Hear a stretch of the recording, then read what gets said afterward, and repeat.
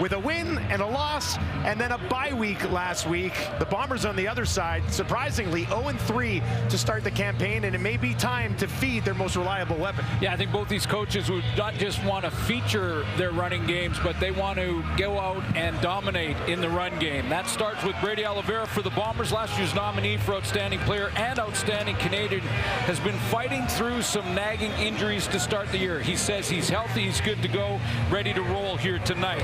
For the Stamps, Dedrick Mills is their featured tailback here, and he can do it all. He leads the team in receiving yards. Bunch of catches last week versus BC. He's been very busy and involved in the offense for Dave Dickinson, who did not love an early season bye week. They are 1-0 at home, though, with a win over Hamilton in week 1. Mike O'Shea on the other side, coaching the Bombers, who've not opened up 0-3 since 2012, and then again this year, trying to avoid 0-4. Both these teams coming in off of losses against the BC Lions, and we are underway Saturday at McMahon, and the return is picked up just inside the 15, taken straight ahead out to about the 35 by Eric Brooks. Now, don't get me wrong, both these teams are going to throw the football. It is the CFL, and you're going to have to throw it, but when he does, Jake Mayer in 2 games is completing close to 80% of his passes. Touchdown interception ratio at 4-1, and actually looks like he's playing his best football. He's completed every single pass he's thrown between 10 and 19 yards so far this year, 11 for 11 in that mid-range scenario.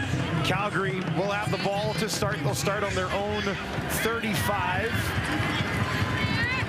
Cam Eccles moves up to the top of your screen. 3 options out to the right here for Mayer, and he's going to open the game with a throw over the middle, looking for Reggie Begelton.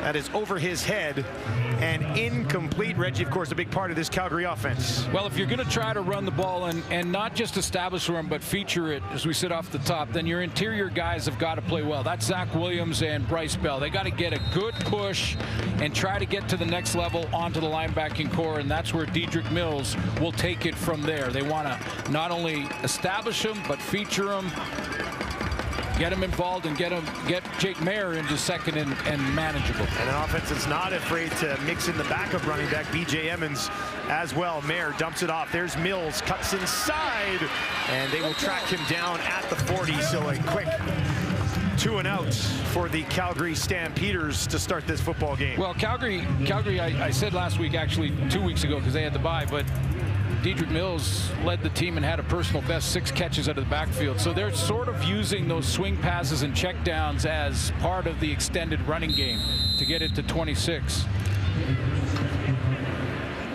Cody Grace averaging 46 yards per punt so far this season. Lets this one fly from the 30.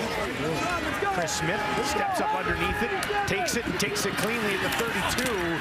Nowhere to go. Calgary down the field immediately in a very short return. Similar starting field position for Zach Collaros. So this is just weird. It's strange, isn't it? it's just straight weird. And the one that's really weird to me is not one touchdown pass. The Winnipeg Blue Bombers have played 3 games. He's attempted almost 100 passes, and he doesn't have a touchdown throw yet. I don't understand it either, Suits. You could use the theory he's due, but he is missing weapons. We'll discuss that as we work our way through the first quarter.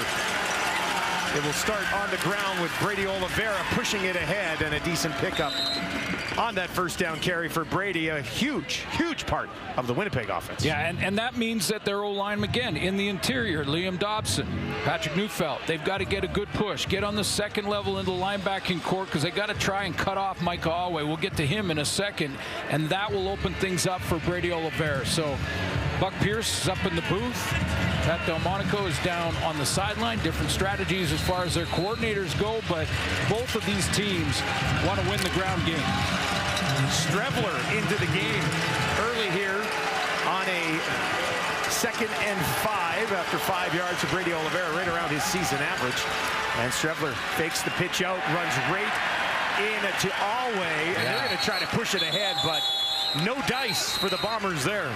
So one of the great matchups in this one tonight is going to be Brady Oliveira game inside the game. If you want to just watch two guys go at it, it's going to be Micah Alway, number 7 in red, versus Brady Oliveira. And if it happens to be Strevler, who's got 23 carries for the Bombers in 3 games, then it might be number 7 against 17. Anybody who goes up the middle for the Bombers is going to run in to Alway. So a 2-0 the other way as Jamison Sheen knocks it away. Brooks takes it just inside the 20 and returns it out just shy of the 30 after a 50-yard kick for Sheen. Jake Mayer will have the ball when we return early here in the first quarter in Calgary. Slow start in these football game suits. Well, they get behind early. I mean, they've been outscored in the first quarter 27-10. So, I think any coach in the league, even experienced coaches, start to think that they've got to throw it a little bit more. They've got to throw their way out of trouble, try to come back, in a hurry and kind of abandon the game plan. And that's been an issue for Winnipeg. Mark and Michelle. As Mayer gets it out to him quickly, he'll take it up to the 35 against his Winnipeg defense. Take a look at the Winnipeg Blue Bomber defense. Ali Fayed has played well off the edge and did last week in their game versus the Lions. You go back, and if you want to stop the run, you're going to need your guy in the middle to do that. Adam Bighill, a couple of tackles away from 900. I want to say that again. 900 in his career. Diedrich Nichols, the All-Star, is back at halfback. He missed last week. If he was in, where they've contained Alexander Hollins better last week than they did. On the ground, first down, Calgary spinning it out beyond the 45 is Diedrich Mills.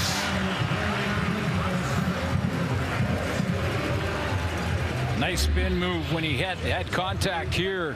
And that's what I meant off the top, that he can do it all. I mean, he can run between the tackles with great power or quickness, and there's a nice spin move to get an extra 3. So a 7-yard completion to Michelle, then on the ground with Mills, and Calgary has the first down of the evening. Back into the hands of Mills, just beyond the line of scrimmage before he's tackled by Bighill.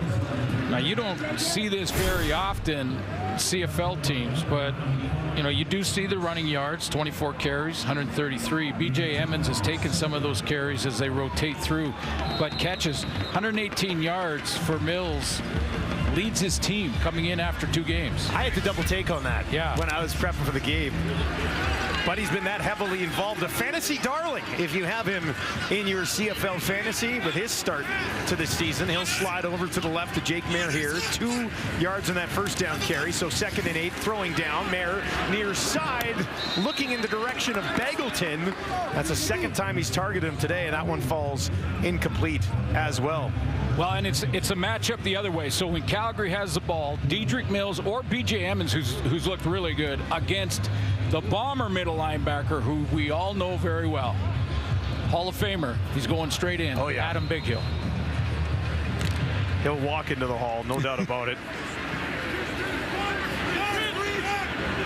Gray set to kick it away for the 2nd time here in the first quarter. Chris Smith waits on it.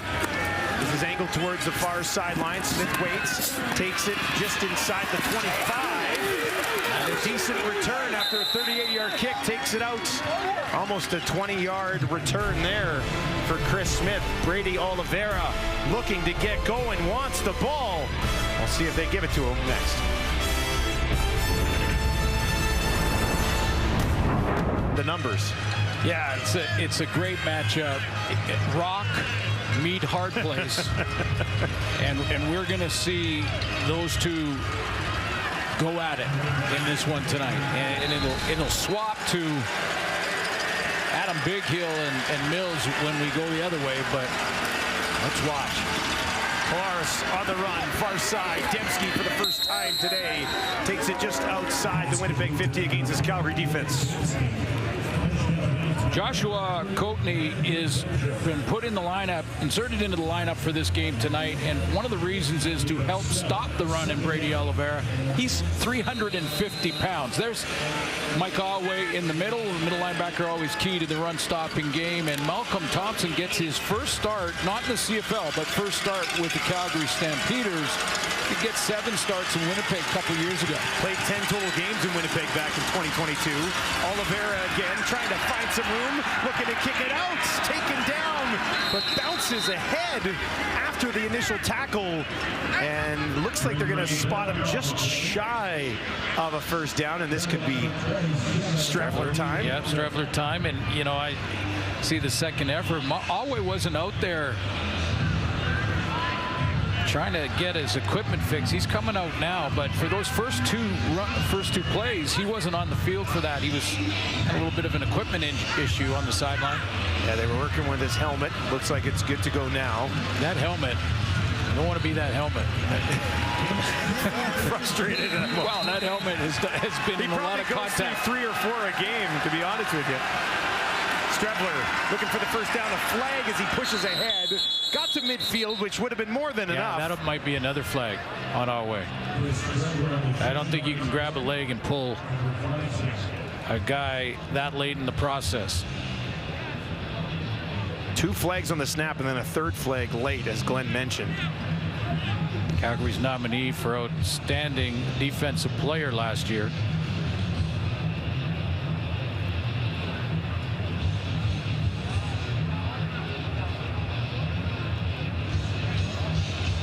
Looks like we could have penalties on both sides as Justin McInnes and his crew to discuss this thing. Now they seem to have sorted it out. There are 2 fouls on the previous play. We have offside on Winnipeg offensive line. We have a major foul, face mask, Calgary number 7. It's an automatic first down for Winnipeg. Always saying I didn't grab his face mask. Well, I'm not sure if it was the face mask. I thought it was that he grabbed his ankle and tried to pull him back well after the play. I mean, that was not all way over the top. There's number 7. Watch him. See, the play was dead, and he started pulling his leg, and that's a player safety. I think that's what the flag is. It's the unnecessary roughness. They all just said and announced done. it wrong. 1st and 10 on the Calgary 46. Back to Oliveira. Back right up the middle. Takes it down inside the 40, and some decent first down gains for Oliveira here in the opening quarter.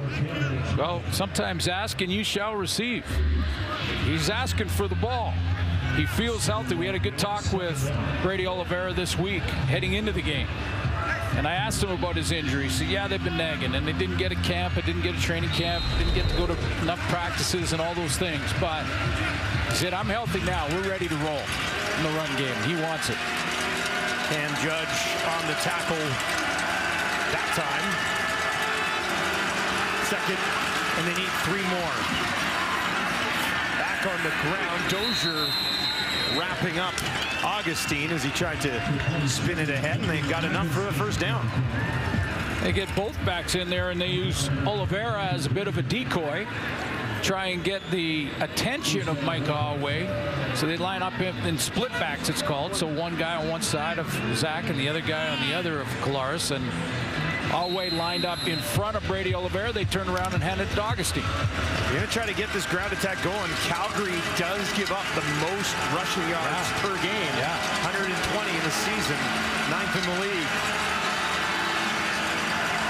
Now working from the Stampeders 35. Collaros fakes the handoff. Dumps it out, and that'll be taken down to the 30. Into the hands of Feldmate. Yeah, fullback Bailey Feldmate coming out of the backfield. He lines up as a tight end and then shoots out this side, and pretty good tackle by the starting safety Malcolm Thompson, who is going to chase him down, hustle, hustle, hustle, and cut him off. First catch is a bomber for Feldmate. Wilfred Laurier makes his first tackle starting at safety. Got half of what they needed. Got to tack on 5 more here from the Calgary 30. 3 options to the left for Collaros. Throws it to the right. Scott Dempsey Dembski. And Dembski's got the first down before being forced out of bounds at the Calgary 21. Second catch of the game for Dembski. Well, no Dalton Schoen, no Kenny Lawler, both on the 6 games. So why not isolate Nick Dembski by himself to the short side of the field, timing route, a guy that you know Zach Collaros can trust, will be right where he needs to be, and that was a dart right to Nick Dembski. Dembski was targeted 10 times last week, caught 8 of them for 94 yards, and you have to think that 10-target range is probably where he's going to settle in. Yeah, I would with think. some of these guys out. Now Dembski will slide behind his quarterback, out to the slot on the right. Collaros tucks it into the belly of Brady. Flag drops just inside the 20 on the far side. As Oliveira once again attacks the middle of this Calgary defense.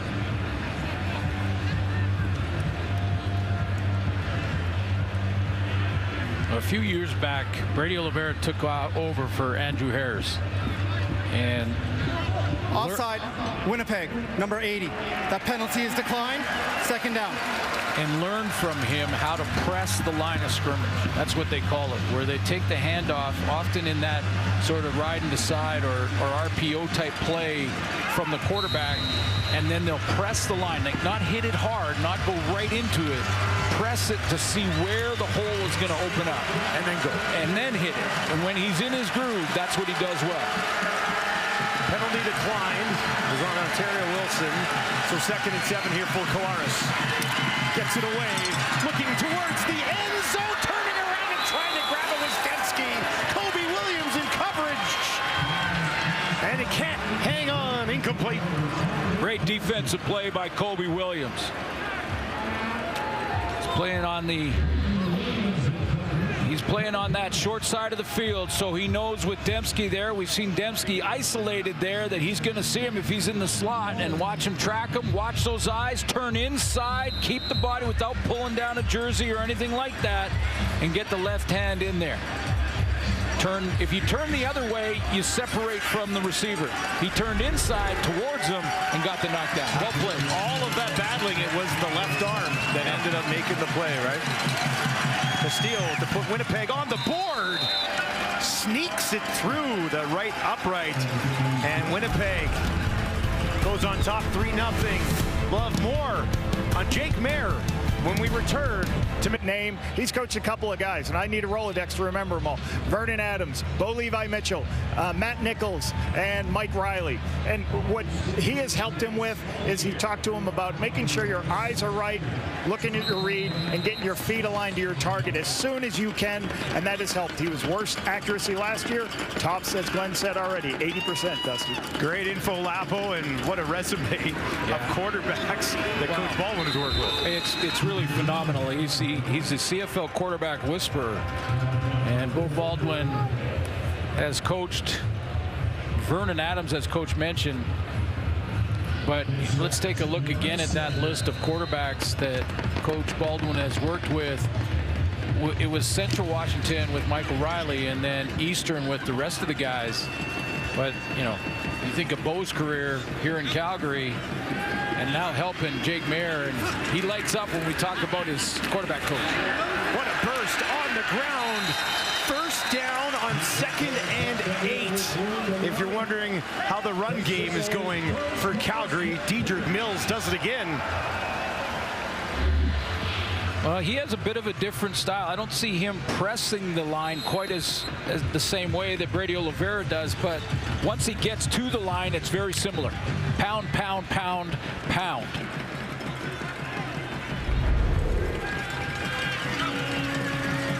Move the sticks up to the Calgary 50.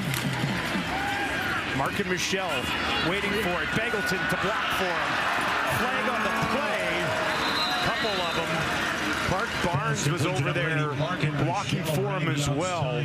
Yeah, it was right in that area at the point of attack where Mark and Michelle was heading with the football.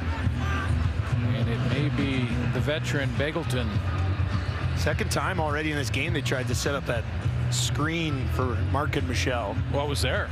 It was there. It was a nice call. Yeah, it was better this time than the last time, but one of the reasons it looked as good as it did is because there was Well, let's see. Now they're moving the other looks direction. like it's going to actually be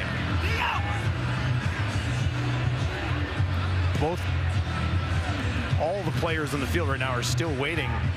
I think the refs are messing with us. You know how you do that when you're telling someone to take a picture of them? Yeah. You tell them, move a little bit to the left, move a little bit to the right, move a little bit back to the left. We have defensive holding, Winnipeg, number 6. That penalty is declined. First down. Oh, it's going against the Bombers. So they'll take the play. Again, the play looked good. Let's find this defensive holding there. We thought maybe originally it was on Begelton, but... Well, Begelton's right side of your screen.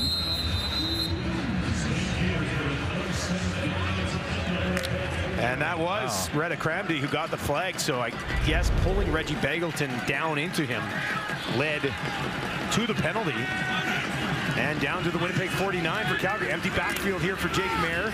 Near side, it's Begelton. Turns his body nicely and is able to make his first catch of the ball game.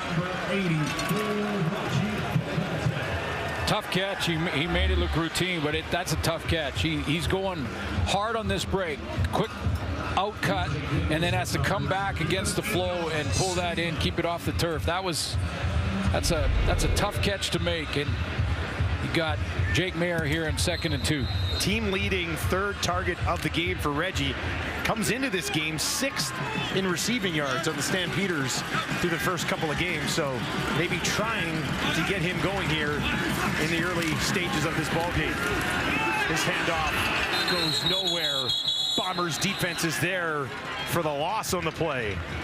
Yeah, Cramdy. Yeah, Cramdy needed to make up after tackling Begelton in the holding call. He comes in and he has to make amends here. He's going to be lined up to the right of your screen. He just slides, crashes in, and is in the backfield playing the play.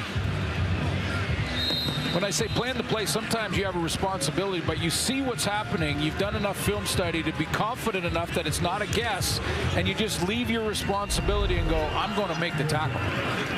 Cramdy just did that. 3rd and 3 from the Winnipeg 42.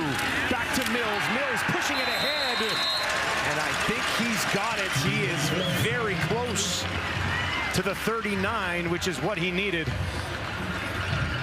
And it is a first down, Calgary. And here's this matchup. This is fun. This is getting exciting. I love doing this. This is Adam Bighill. Yeah, this is Adam Bighill now. He's got to scrape around and get in that hole and stop that run. We'll keep track of his tackles because he's only a couple away from a milestone. And the handoff this time, once again, stopped in the backfield. That's B.J. Evans into the game, his first touch of the evening. Yeah, Jamal Woods, I believe, in the rotation, got home there.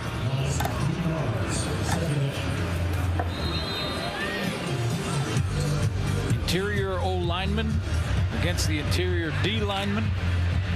That's big on big in there, and then we're featuring a bunch of really good running backs here tonight. Final play of the opening quarter. Calgary trailing 3-0. Mayer looks to his right, throws to his right, going back for it, but not able to haul it in. Was Cam Eccles, just bounced out of his hands, and that will be incomplete. And bring up 3rd down for the Calgary Stampeders. Winnipeg Blue Bombers 0-3 on the season, but leading 3-0 here in game number 4 on the road in Calgary. Winnipeg Blue Bombers with a 3-0 lead on the Calgary Stampeders. We talked about how they'd been outscored so far in the first quarter. They got to be feeling pretty good right now. Well, we're talking about the running game to start the show, and both teams are establishing that in the first quarter. The Calgary Stampeders are 50-50, which is unheard of in the CFL, and in fact, the Winnipeg Blue Bombers are 60-40 in favor of runs, so 6 runs to their 4 passing plays in the first quarter. Again, both these tailbacks are featured tonight. Both teams want to get them going. So the passing numbers and overall offensive numbers might be lower than normal, but they want to play the physical game on the ground. Paredes setting up what would be a 47-yarder. He does have the wind at his back, which could aid in this kick. Not that he needs any help from 47. 7 for 7 on the year. And Paredes, look at that, splits it right down the middle. Can't do it any better than Paredes. Well, he leaves no doubt when he hits it. I mean, Sean White over there in BC is perfect too on the season, and well, a lot of times we'll say that he just sneaks it in or tucks it in the corner. Not Paredes. He splits the uprights. Did not have to sneak that one in. That was a no-doubter from Paredes, and we are tied at 3 here at McMahon Stadium. Perfect night for a football game too. Long weekend, Saturday, beautiful weather. Great crowd here in Calgary this evening. 1st and 10 from the 40. They'll get it to Dembski. Can he find a hole? Dembski takes it for about 3 or 4 yards before being tripped up by Julian Hauser, among others. Well, former Winnipeg Blue Bombers got a interception already in this campaign. 2024, he led all defensive backs in interceptions for the Bombers last year. The man they called Demario Spoon Houston, which is one of the most unusual nicknames I have heard. We've not got the backstory on that just yet, have we? Well, Uncle Charlie, who they called Coach Cheese back in North Carolina, started it, and it's been with him ever since. And there is an interception right at midfield. Colares, so now the ball pops out. Judge hops on it. Clarence Hicks picked off Colares, took the ball back. Judge hops on it there, and Calgary has the ball back. First interception in the career of Clarence Hicks. So Hicks out to the outside here. It looks like he's going to be just a rushing defensive line, but nope. What does he do? He drops. Brent Monson's got a defensive end dropping into that middle. Zach Colares doesn't count him and throws it right between the 7 and the 3. Hicks already has a sack this season. May not have the hands on that play as it gets knocked loose, but Judge is there to help him out, and all of a sudden the Calgary Stampeders the Zach Colares interception, now 4 of them on the year. They're in business. Mayer out into the backfield, gets it to Mills. Mills on the far side, first out after picking up the first down, and Dedrick Mills is dancing so far here tonight. Example of great vision. The great tailbacks have great vision. They can be moving once they catch the ball in their hands. Now they have great vision to see exactly where that block is going to be set up, and he plays right around Cam Eccles' block at wide receiver. Sees that nice block. He's got the outside angle and outside leverage, and that's exactly where Mills goes. Big Hill forces him out. They give him credit for the tackle. That's 2. Puts him at 900 in his career. Right back on the ground again. And a short pickup this time on first down. 900 defensive tackles. I'm sure early in the career there's a bunch of special teamers too. 182 games played.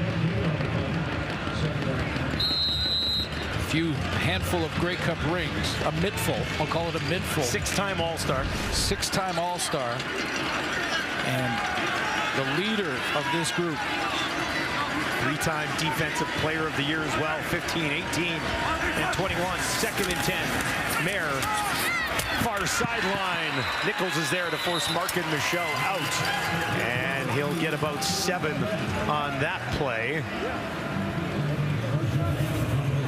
And it'll bring up 3rd down. 3rd and 2, but I think in this tight game, well, it looks like they're going to leave Jake Mayer out there. Paredes was waiting out by the numbers. He's been called back to the sideline on a 3rd and 2. Does Dave Dickinson have enough confidence in his run game to do this, or got those split backs in there again? One of them's Markin Michaud. He'll slide out now.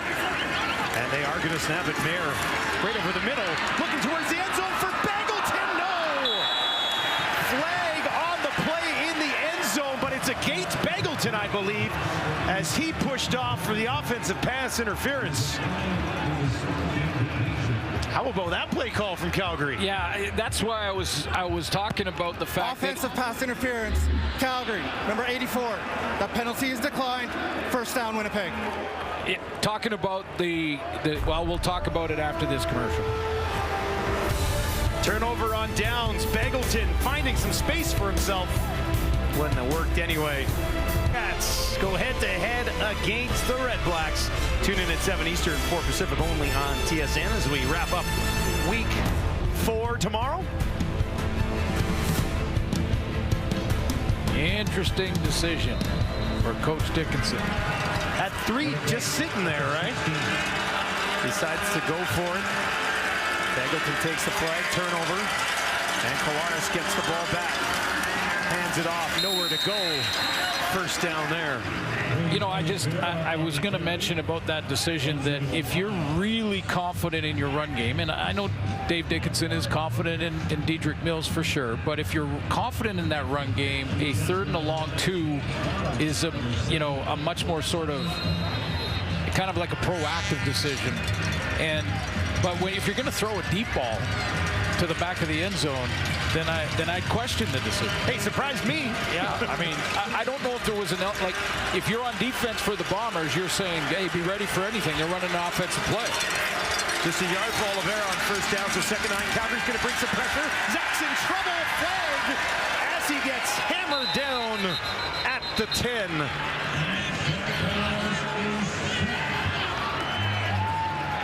Holding, Calgary, number 55. That penalty is declined. 3rd down.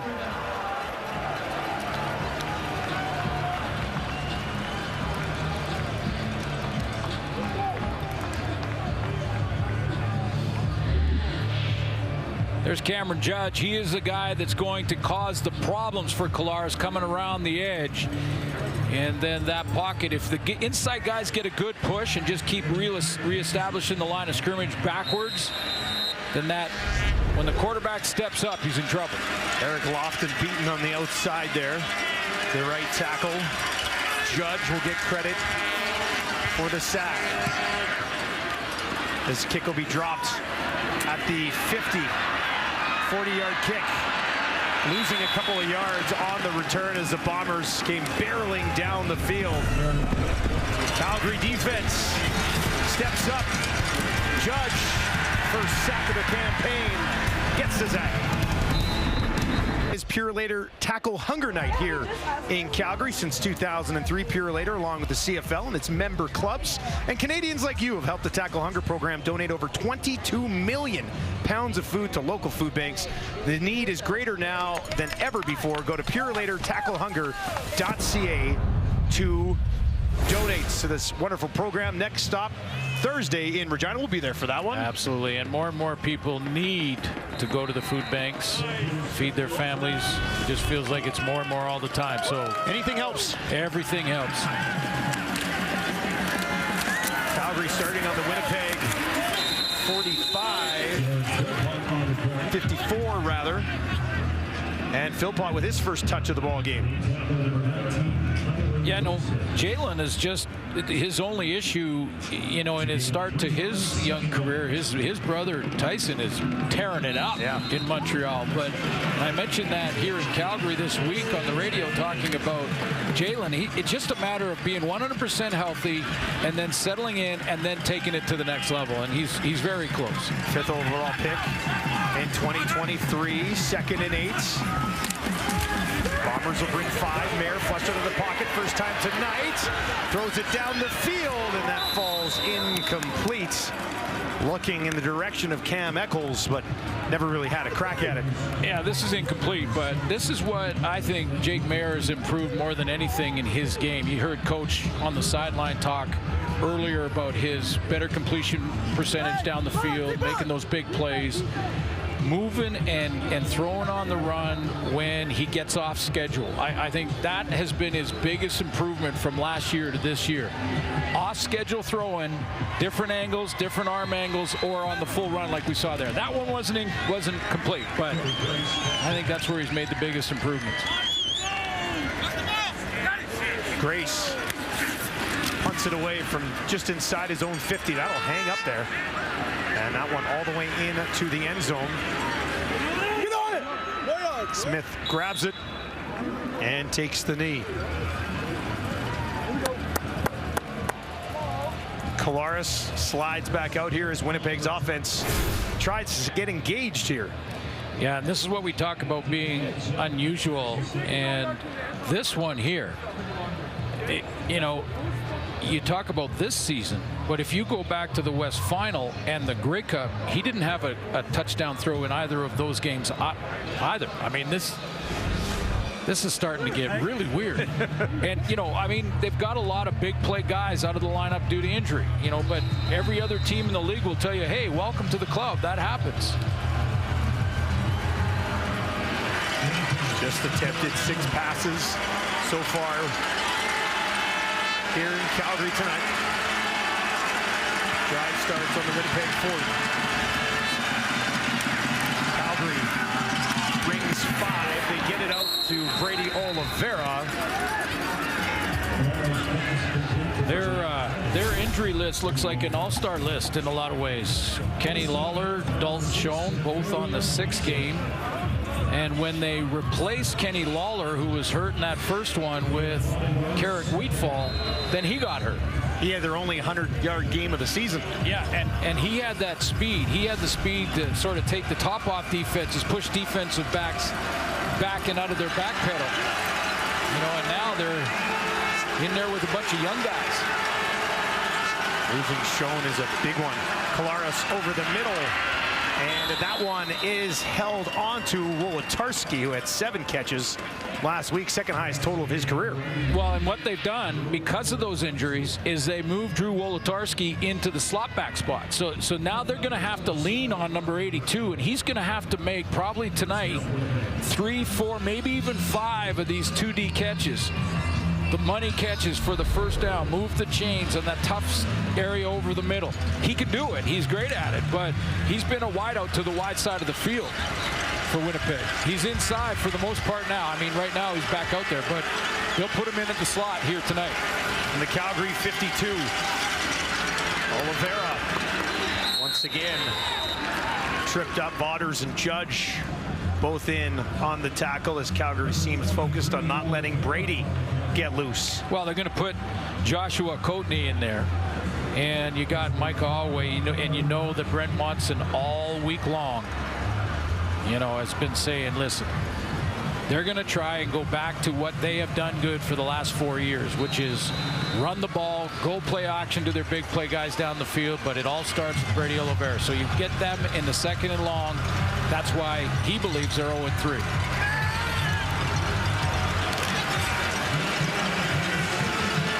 A 2nd and 10. Empty backfield for Oliveira. 3 to the left. 3 more out to the right. Or Strebler into the game rather. Strebler takes off. And Strebler runs it ahead. He's almost got that first down. Oh, he searches out the physical part of the game, doesn't he? He's searching out hits. It's like if he gets past the line of scrimmage, he's not looking for open area, which most guys with the ball under their arm are looking for. You know, most guys are looking for the open area. When Strebler gets here, he's looking for a guy to hit, and he'll find one because 7 will be around. He's gonna close quickly, and there's the contact between Mike Holloway and Chris Strebler. 3rd and inches. Of course, Strebler stays in there. Pushing it ahead. Got it. Takes it down to the 40 for Winnipeg. Collaros will trot back out onto the field after Strebler comes in and does his thing. Well, the one thing, though, and he's been worked in, I mentioned the 23 carries. He's been worked into this offense since day 1 of this season. However, he hasn't thrown a pass yet. And, you know, if I'm Buck Pierce, I'm adding that because he can throw, and he's a quarterback. He can throw. So add that so that it keeps that defense guessing a little bit more. Bombers work from the Calgary 40. Oliveira again patiently trying to find some space. Got a little bit of it. Takes it down to the 36 before things are blown down.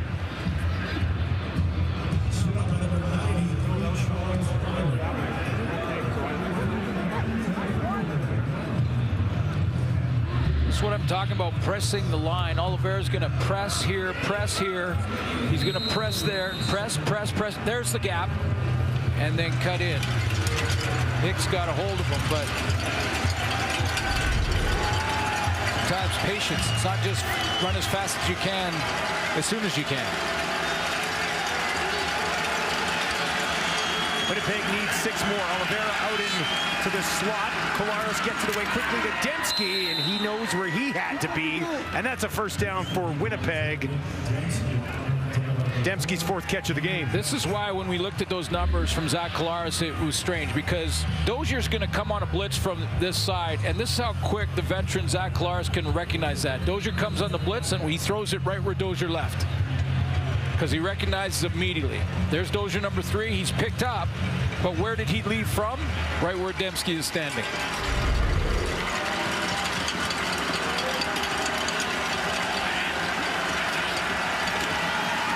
Taking the handoff to Oliveira, has to throw it away with pressure in his face in the direction of Dembski again.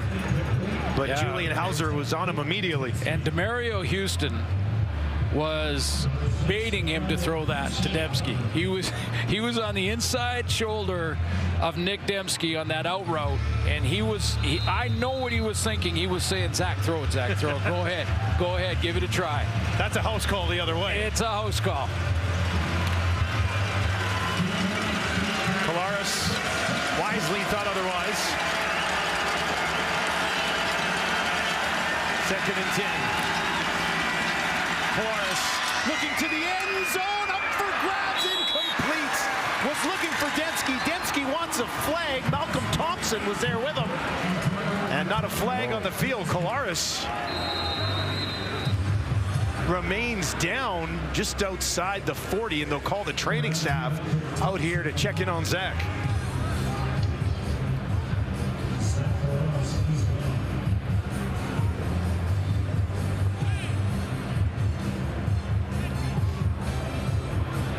We mentioned Josiah Coatney at 350 pounds. And I believe that's who got to Zach Collaros right here, right in the strike zone.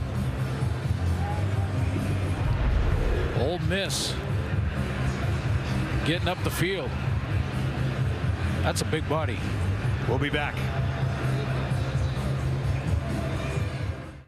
That actually a stunt up front, and Coatney starts on the opposite side and gets around that way to get to Zach Collaros here, and looks like a clean hit in the strike zone, almost like it may have knocked the air out of Collaros. He has to step in for that extra push to get the ball down the field to that deep ball, that deep throw, and he takes one right in the solar plexus.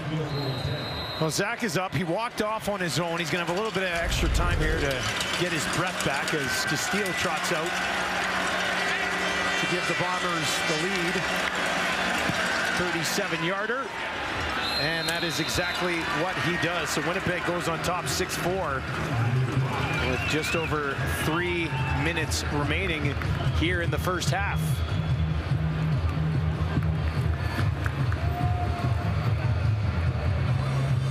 I'd like to welcome our viewers joining us on TSN 5 after some afternoon golf coverage.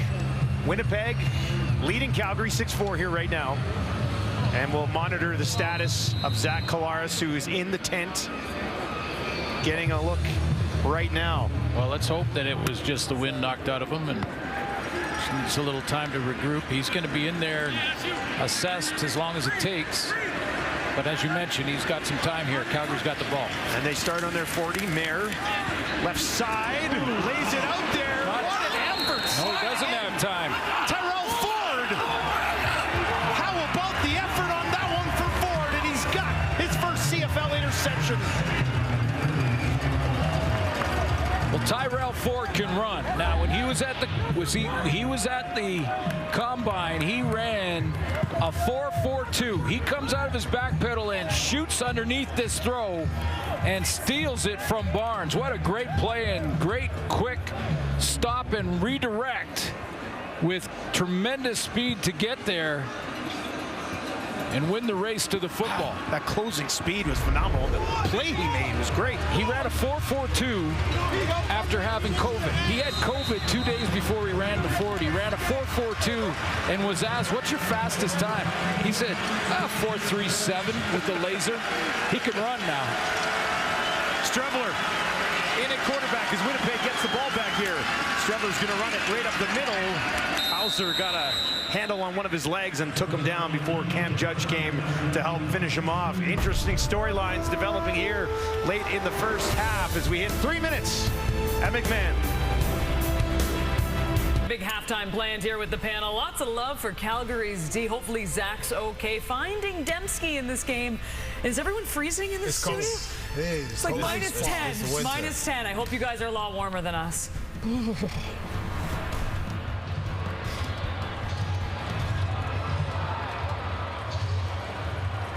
Zach Collaros on the sideline watching on here, grimacing a little bit. Second and 6 for Strevler. Is this his first pass of the season? It is. He finds his running back, Brady Oliveira, who finds a first down on the second effort, and the Bombers keep this drive alive. Yeah, first pass, high percentage. Check down to Brady Oliveira, his back, and here comes Zach Collaros. He had to sit out. He for sure had to sit out for 3 plays, which we've already seen. So one from Calgary, that was the interception, and 2 plays from the Bomber offense. So Collaros, good news for Bomber fans. Great news. Cleared the medical check. And he has the team with the help of Strevler there while he was out in their best field position of the ball game as they work from the Calgary 35. Gets it away quickly, and that is caught just inside the 30 by Kevin Clercius. Yeah, Clercius is an interesting story. A big body, grew up in Montreal and was a second-round draft pick, but he went to UConn, University of Connecticut, and is relatively new to the sport. Didn't have a lot of big numbers in college, but boy, they like him, and he moved up the draft chart really quickly. Big body, great athlete. He could be a keeper down the road here. Third catch of the season for Clercius. Oliveira up the middle. Nowhere to go on that second down carry. Clarence Hicks stretching out and getting a piece of him. Okay, so Dave Dickinson was in this exact position with a very similar decision to make. Dickinson decided to go for it on 3rd and a long 2. Let's call it 3. This is 3rd and about the same. And Michael O'Shea has taken the other route. He's going with the field goal team.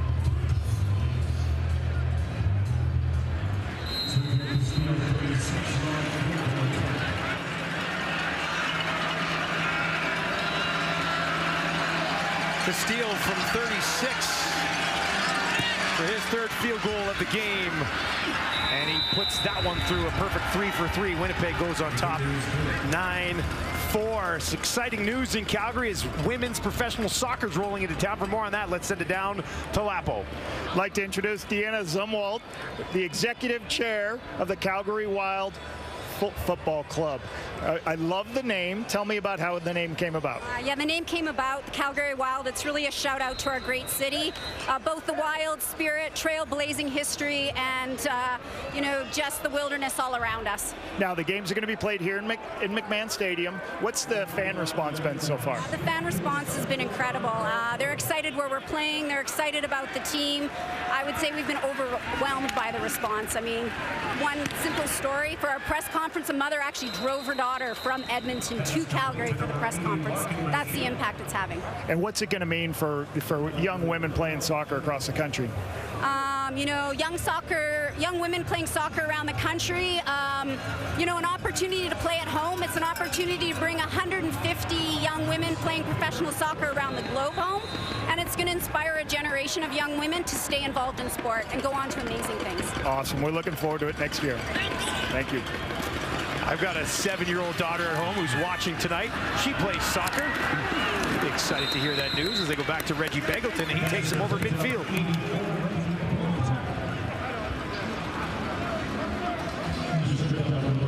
Winnipeg chipping away with their 3 field goals, and Calgary electing not to go for it there. They're trailing now by 1 possession, but a major. So an important minute here if Jake Maier can get them into field goal range. He's got enough time to do a little bit more than that if they can move the ball, right? Yep. Needs 3 yards here from the Winnipeg 53. He'll be throwing again. Gets it away. Back to Beggleton for a first down. And he is taken down at the 41. Well, this could be considered best on best. Reggie Beggleton going on Diedrich Nichols and basically a one-on-one. Good blocking up front, a throwing lane for Jake Maier, and how about the experience of Beggleton just to back up knowing where he is on the field.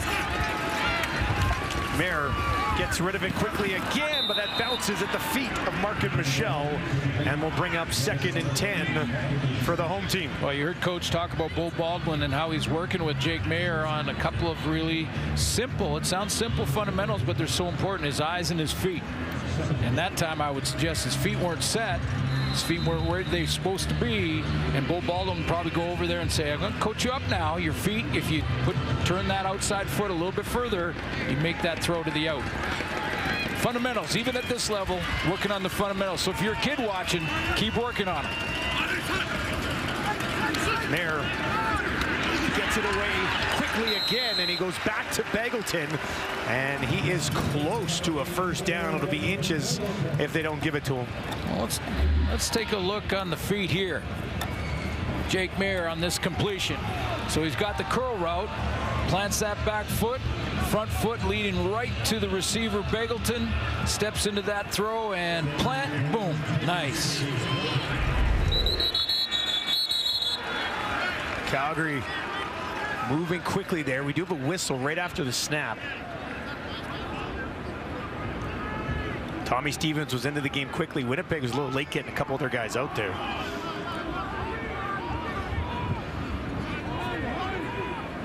Well, I think they blew the play dead because Winnipeg is allowed to substitute.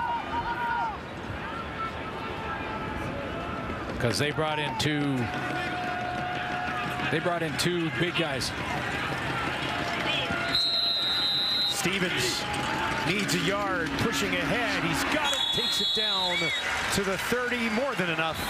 And with 35 seconds on the clock here, Jake Maier might have a couple of cracks in the end zone. Calgary. So the offense can make a substitution. If you're wondering what happened there, the offense can make a substitution. They did with Tommy Stevens, and then they have to allow time for Winnipeg to make a substitution as well. And sometimes that's really quick. Dave Dickinson thought they gave them enough time, but that's why they refs blew it dead, said no play there because you got to allow Winnipeg to substitute. Yeah, and by the time that ball was snapped, Winnipeg wasn't set. Yeah.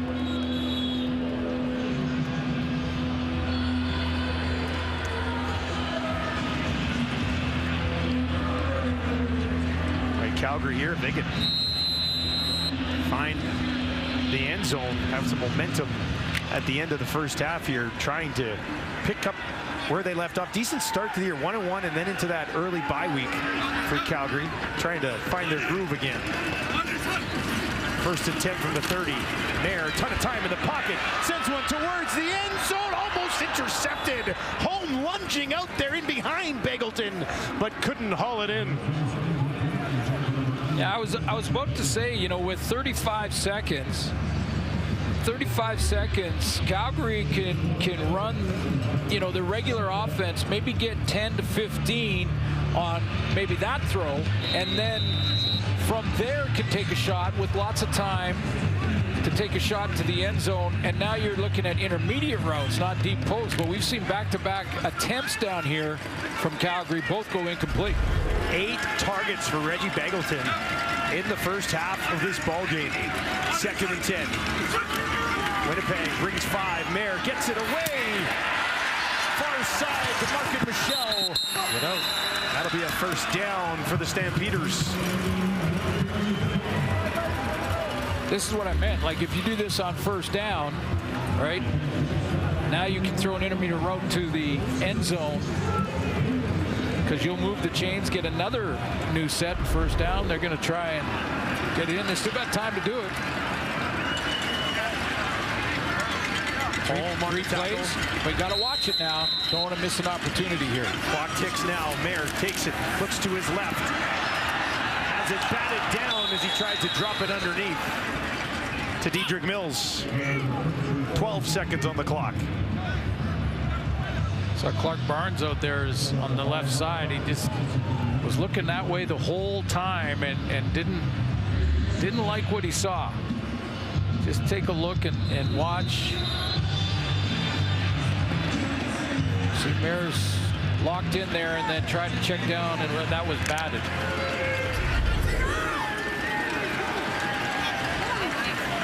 Calgary works from the Winnipeg 19. Smart here. Mayer steps up on the run, throws towards the end zone, but over the head of Eccles. And incomplete with 4 seconds on the clock. And that'll be enough of that. Paredes will come out to tack on 3 more for Calgary and make it a 2-point ball game. That's good clock awareness, though, for both Dave Dickinson and for Jake Mayer. He knew he had time. Doesn't want to take a sack there and put more pressure on Rene Paredes, although I don't know that would matter anyway. He's been money. I don't know if Paredes feels pressure, does he? The good ones don't. They know how to deflect it. 8 for 8 to start the year. This one will be from 26. And once again, splits it right down the middle, and that'll do it for the opening half here. Winnipeg 9, Calgary 7. What's your feel for this game right now, Glenn? Well, we thought that they would want to both run the football, play a physical type of game, a Western Conference type of game, and go ahead and play smash mouth, and that's really what's happened in this first quarter. It's good to see that Zach Collaros is back. He took a hit, a big one from a guy weighing 350 pounds. That's not easy, and there he is. Landed right on him, so it's good to see that Zach is back, but the numbers are going to be lower when you're running the ball as much as both these teams are. Well, and that's what they're trying to do right now. Dedrick Mills has 7 carries for just 25 yards. Brady Oliveira has 8 carries for just 23 yards. So both teams trying to get these running games going. We know how good Brady was last year, and we know how good Mills has been so far this season as well. But both defenses have been up to the task as far as the ground attack goes so far. Jake Mayer is at 100 yards passing, but has thrown an interception, is 11 of 21, and right now to begin the half. At least won't be back to start this second half. We'll see how the game goes on. Looks like we'll see Strevler when the Bombers get the ball. Calgary will get the ball to start and have the win with them here in the third quarter. Brooks takes it, nice little spin move, and Brooks pushes it all the way out, just shy of the Calgary 40. Here's a look at Jake Mayer in the first half. Yeah, we at least talked about both teams running the ball a ton, so or at least, you know, upwards of 10 carries, so that limits the pass, but they will go to play action, and a couple of catches by Bagleton in that first half. There's Dedrick Mills out of the backfield. That was an important one to set up a field goal, and keep in mind that they missed on a 3rd and 2 that Coach LaPolice made reference to in talking to Dedrick Mills there, that they were in plus territory, deep into Winnipeg territory, and elected not to take the 3 points and go for it. Didn't get it. Back to Mills to start the half, and just no room in the trenches so far in this ball game. Well, this is one of the adjustments that I think we'll see in this second half, is to, rather than run in this area, maybe start to think about running in this area and get the ball outside to the perimeters. Now, you can do that in a couple ways. You can do it with a sweep or some of the RPO stuff to get outside, but you can also do it with those short throws, the swing throws. Big Hill was waiting for him that time. They gave him 4, so 2nd and 6. 3 options out to the wide side left here for Mayer. That's where he looks. That's where he throws. He's got Philpott for a first down, and Philpott comes down right at midfield. This last throw, Jake Mayer read number 4, Adam Bighill. So Bighill's going to drop here, and when he drops, he stops. So right there, he takes the inside guy, and Mayer throws it to the outside guy. If he takes the outside guy, Mayer would throw it to Clark Barnes. One read off the linebacker. incomplete, first down. Fresh set right at midfield. Mayer, a ton of time, and he's going to take a shot down the field, and that falls incomplete. Holm was trying to make a play on it. Looked like he got tied up a bit with Begelton, and boy, they've been trying to get Begelton down the field so far in this game, but it has not worked. Evan Holm can run. I talked about Tyrell Ford and his speed, but you know, you go back to last couple of years with Evan Holm and how fast he can run. He outruns Begelton to get to the football by 3 or 4 steps. He's already gone by him. There's Zach Collaros with no helmet. He's heading out, and Holm got up holding his leg a little bit. They'll do it again, 2nd and 10. Bombers send 5, they'll drop 1. And that one is complete down inside the 45. Cam Eccles, his first catch of the ball game. And best throw of the night for Jake Mayer. Drops back, feet are right, vision is right, eyes are right, timing is there. As Eccles makes his break to the middle, he has time to catch it, protect himself, and leap over the tackle for a couple extra. And he zipped that one in there, didn't he? Yeah. Opening drive of the half with the wind at their back. Calgary moving the ball. Once again, the fake. Once again, down the field. That one falls incomplete. There's a flag that was thrown as well. He was looking for Clark Barnes. Barnes does not have a catch so far in the game. But that play on the post from the right side of the offensive formation for Jake Mayer has been, that's the 3rd attempt. Holding, Calgary, number 54. It's a 10-yard penalty. Repeat, first down. Joshua Coker, the right tackle. Tight end set outside him, so he'll be one player inside, and you'll see the takedown on the shoulder pads.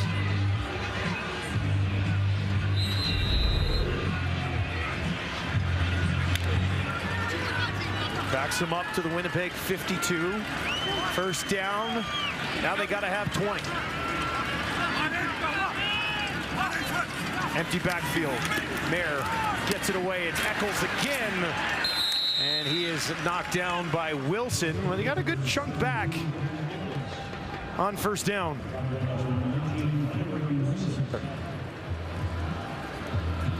Again, right back to Eccles. His best throw is backed up by this one because it's basically the same route. Inside number 17. Time to protect himself on that inside route. Himself a chance on second down here to convert after the penalty. 11 to Eccles. Leaves them needing 9 more. 3 options out to the left. Winnipeg's going to bring some heat right up the middle. Mayer gets it away. Begelton got it, but a nice tackle made immediately once again by Evan Holm. And they will be stopped short. Paredes trotting out for another field goal.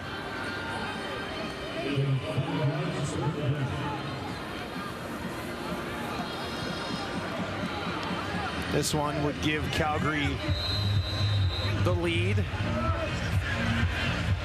Be a 43-yarder for Paredes. 9 for 9 to start the year. Castile already has 3 field goals on the other side in this battle of the kickers. Paredes puts that one up and knocks it through as well. Calgary goes on top, 10-9 at home as Collaros watches on for Winnipeg. Welcome back to McMahon. You just saw Zach Collaros on the sideline. Let's go back to the first half and how he ended up there. This was the hit on a deep ball attempt by Joshua Coatney. I mentioned he weighs 250 pounds. He grabbed his ribs. Now, he did come back and gave it a shot for a couple of plays, but at halftime, they must have done another assessment. He just wasn't feeling right. He's got the baseball hat on now. Watching with the rest of us is Strevler in at quarterback on the run, throws it out there, and Johnny Augustine has it fall in front of him.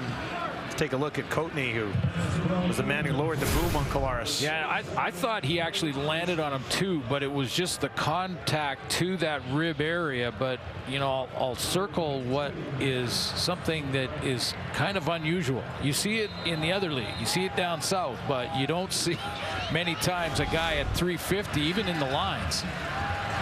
Defensive line.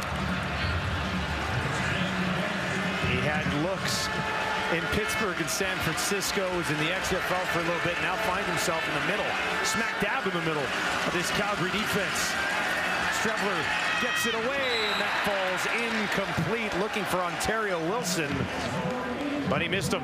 Well, you know, and he played his college ball. He grew up in Douglasville, Georgia. He played his college ball at Ole Miss, and he did play inside at college, but he also played defensive end. And on that play where he hit Collaros, he has the quick feet. There's a nice bull rush, so he's got the feet for a defensive end, but the size to play inside. So it's a unique, it's a unicorn. It's a unique athlete that can do that. 3rd and 10, and they'll be forced to punt this away. Brooks waits, takes it just inside his own 30. Returners have not had a sniff of daylight so far in this game, as both special teams units, cover units, getting down the.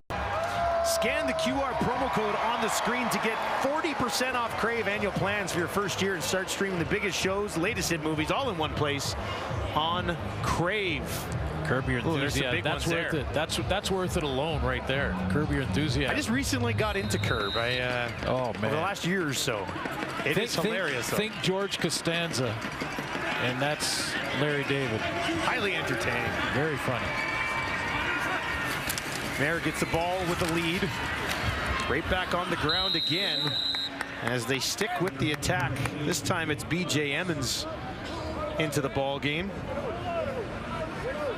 I asked Dave Dickinson this week, I said, hey, can you have one of those running backs switch their numbers? Because one wears 26 and one wears 28. He goes, you know what? I don't disagree with you. I don't think it's going to happen at any point, but as a play-by-play man, I put in the request.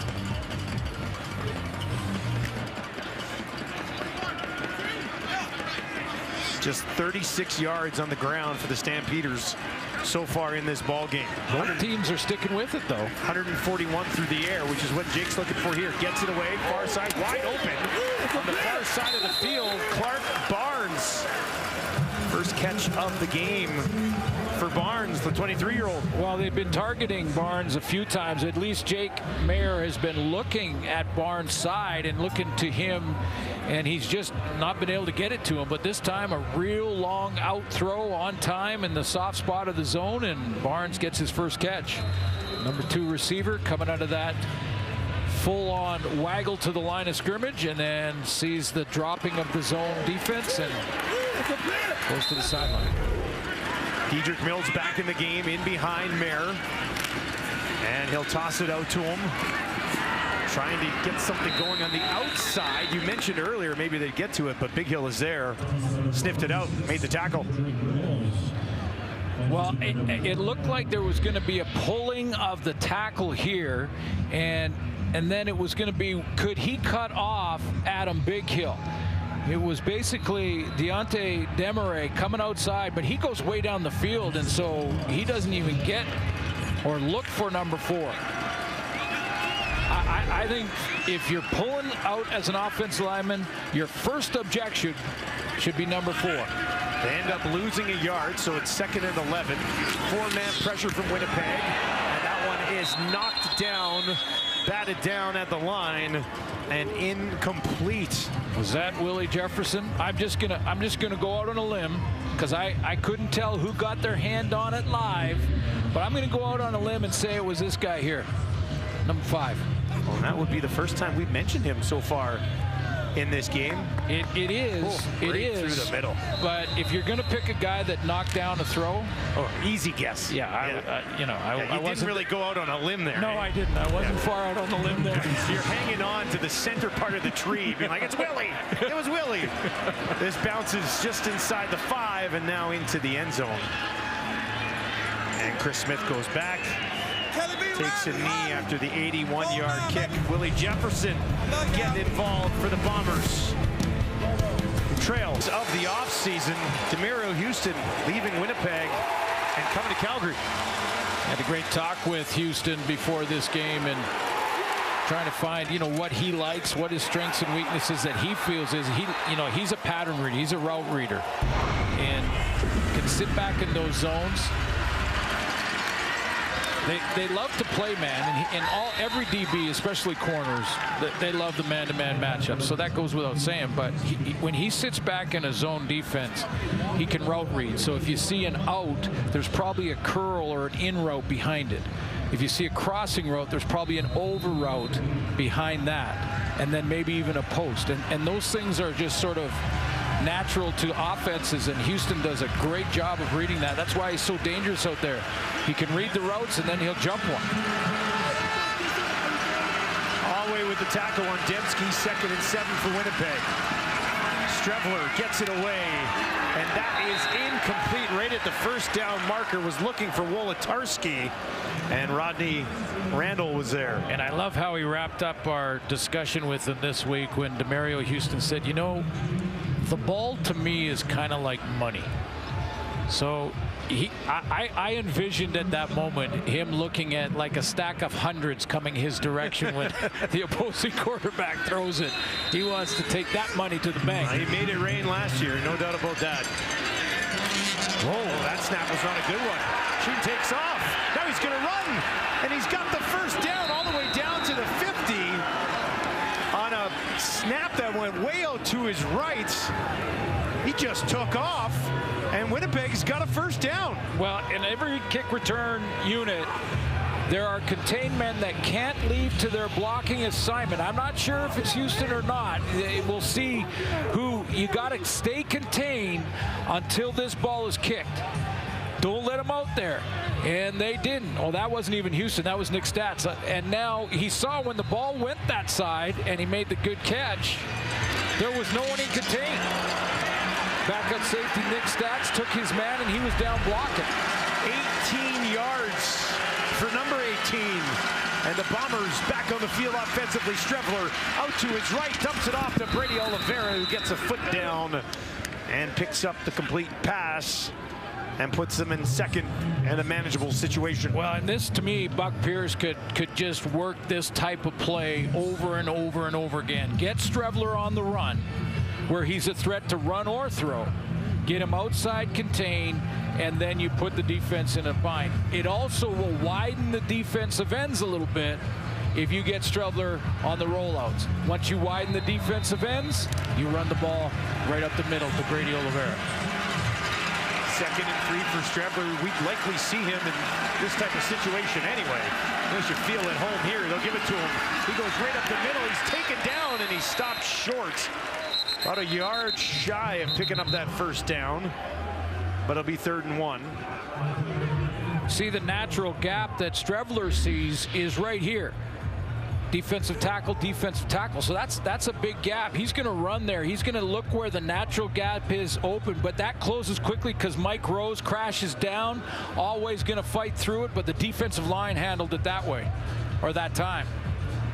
There was a natural hole there, and Mike Rose closed that hole. Well, and Coatney was in on it again. Now, there is a flag, really late flag. I did not see this before we started breaking down the play. And they just threw that flag. Procedure, no end, Winnipeg. It's 5-yard penalty, repeat 2nd down. I was going to say, I thought I got a penalty for telestration there. It was about that time. I thought it looked really nice. I thought he did a great job there. All right, so they will back this up 5.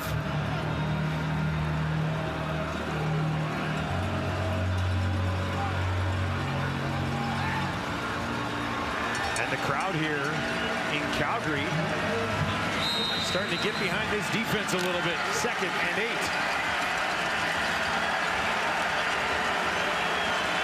Oliveira stands in next to Strevler. He's got 3 options out to his right. Calgary's going to bring some pressure. Strevler stays in there, throws it over the middle behind the intended target. He was looking for Josh Johnson. First time he's been targeted today. That was behind him.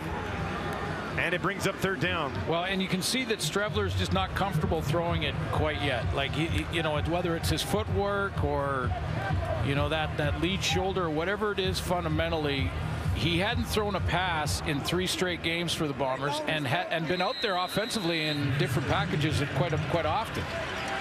And we're seeing that rust right now. 3rd and 8. Jamison Sheen back out here for Winnipeg. Kicks this one away. Into the wind. Eccles takes it at the 15. And no yards flag on the play. Jake Mayer in Calgary here at home. But what they also secured is Richie Hall, you know, an outstanding individual. Not many people would just accept the opportunity to still stay with his team in a reduced role, but that's Richie Hall's character.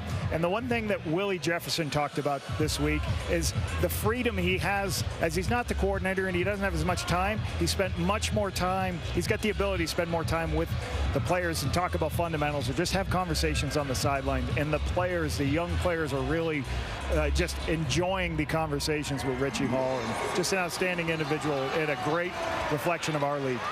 Well, a real luxury for Winnipeg to put Jordan Younger into a more elevated role as DC and still have Richie there to throw things off of, right? Changing of the guard, and Richie wanted to continue helping the football team, and that one-on-one coaching that he can walk around and do now, as our coach mentioned, really important in the teaching of the fundamentals. Calgary on the 29. Mayer hit as he throws, and a flag at the end of it, as Jake Mayer was hit pretty hard as he threw this football. And the flag did come out. Jefferson, if I had both in there.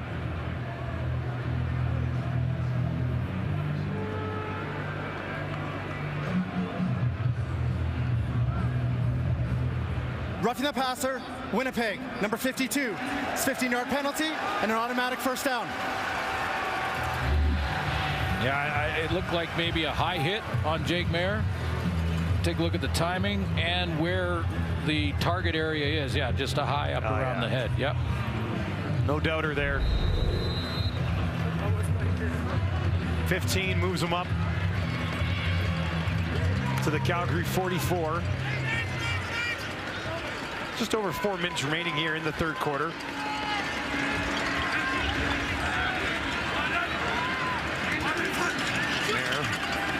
Pressure coming again. Backpedals over the middle. Boy, Barnes is wide open. And he missed him over the top. Had a ton of space there, did Clark Barnes. Well, I'll tell you what, one thing I will agree with Coach too is the type of person Richie Hall is to do what he did. I know him well as being a former teammate. I knew he'd be a coach. And Jordan Younger coming on is good, yes, because Richie can now do the one-on-one kind of coaching. But he's also trying to make his input. Yeah. He's trying to make his footprint on this team. He's trying to create his own identity with this defense. And so they're learning some new systems, a new way to do it. 2nd and 10. Bombers getting in the face again of Jake Mayer. And Willie Jefferson just causing all sorts of issues. I'm going to go on a limb. I'm going to go out on a branch. Are you 2 for 2? I'm going to go out on a branch and say it was this guy that got another knockdown. Willie, get up! Kind of a quiet start by his standards, but you saw the first knockdown, I mean, to the season. Yeah. Not necessarily this game, but you see the first knockdown, he was right in the quarterback's face. That one, he was off the ball by 4 or 5 yards and still got his hands on it. Grace kicks it away. Smith takes it at the 10. Bounced off one tackle, and they trip him up last second. He was trying to get cooking there. Adam Konar able to grab his feet and take him down. And if Konar doesn't do it, he's gone. He is gone. Slow start for returners to the 24 season. Watch this return here, because the first wave beat him clean. Second wave got a piece, but not there. Konar, it's one-on-one with the kicker. Yeah, Cody Grace was sliding over. Cody's going, and you know what they're thinking there? They're running out going, please, please, please. No. I guarantee you Grace went over to Konar and said, thank you for that. Handoff. Stuck in the backfield as Strevler tucks it in to Brady Oliveira, and it goes nowhere. Well, you know the story of Chris Strevler, and former Bomber and the Grey Cup champion, and then spent some time in the National Football League. And take a look at his numbers. Leads the league in touchdowns this season with the 4 rushing touchdowns. 3 of them coming in one game. Now thrust into the quarterback position with Collaros on the sideline wearing a ball cap rather. And Strevler goes to Wolotarski. Tried to turn it upfield a little bit from his knees, but it won't be enough, and they'll have to kick it away again. So since we haven't seen Zach Collaros come back out, you know, Brent Monson, the defense coordinator, now can decide, you know what we should do maybe? Let's send pressure on Chris Strevler, who's not got a lot of reps as a starter. Send some pressure, send some linebackers, make him throw it and make quick decisions, because he'll have that rust on him, and he's showing that. So good strategy from Brent Monson, the defensive coordinator.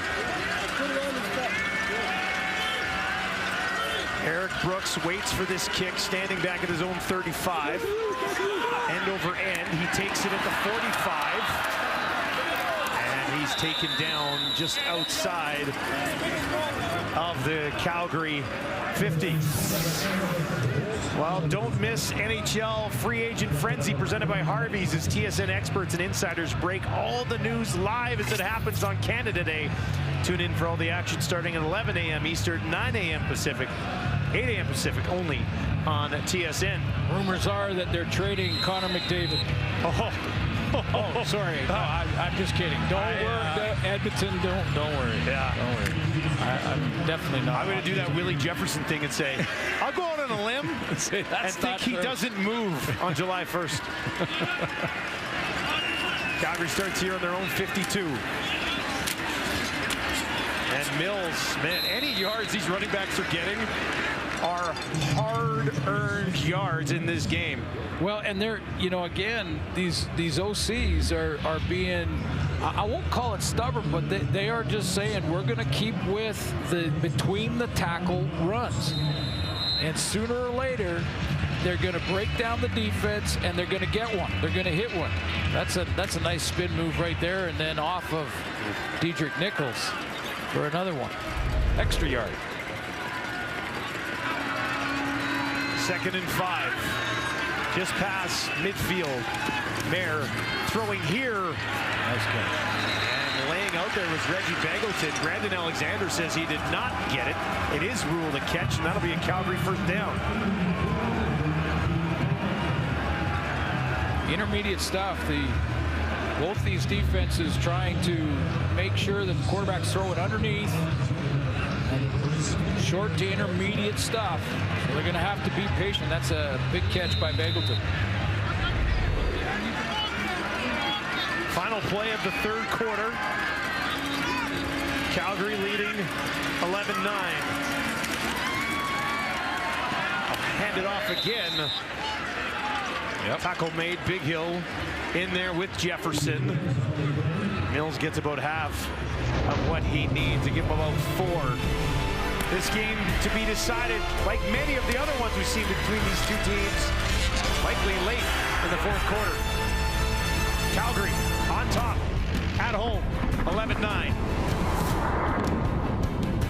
Welcome back to Calgary. 4th quarter coming up through 3. Tight football game, 11-9. Calgary leads. Both teams are staying committed to the run here, but they're not getting anything. Well, first of all, how many people in Edmonton freaked out when I said they're trading Connor McDavid? They're not trading Connor McDavid. It's not a laughing matter, Suits. That's not happening. But, hey, this is a defensive struggle. Both defenses are playing very well. They're limiting the deep ball throws. We've seen both teams attempt them but not be successful.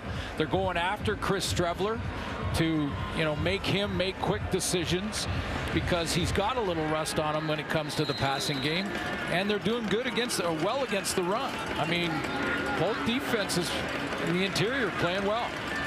2nd and 7. Mayer trying to keep this drive alive for Calgary. They'll get him on the run. Out to his right, now down the field. Barnes comes back for it, and he's got it. Jake Mayer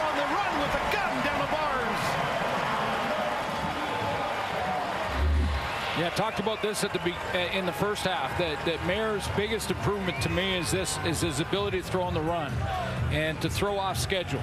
That's a broken down play, trying to make something happen. And at the other end, Clark Barnes knows to come back. He had a deep route, so the scramble rule is when your quarterback's on the run, you come back and help him out. He makes a tough catch. Covered pretty well by Terrell Bonds, but well thrown ball by Mayer. 1st and 10 from the Winnipeg 19. Calgary back in the red zone. And they'll go back to the ground again. About a yard on the play for Mills. You know, how many times do coaches hear, analysts, ours included, that say they got to run the ball, they got to have balance? So we're not allowed as analysts now, after this game and how hard it's been to run between the tackles, to go, why are they running the ball? Throw the ball! Could you please throw the ball? Likely throwing here, 2nd and 9 from the Bomber 18 for Mayer. 3 options, wide side right. Looks to his left, throws to his left. Wide open on the far side of the field is Eccles, and that's close to a first down. He's just shy when he stepped out.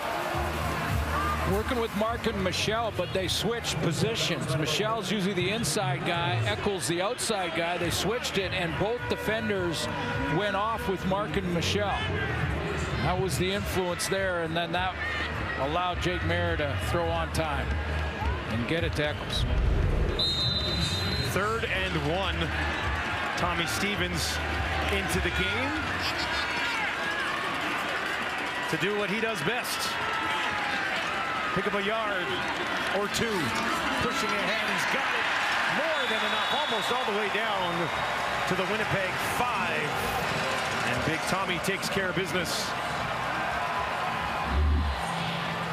Well, we might actually get a major in this game. Don't jinx it. Okay, knock on wood. Bomber fans are hoping that we don't, at least not right now.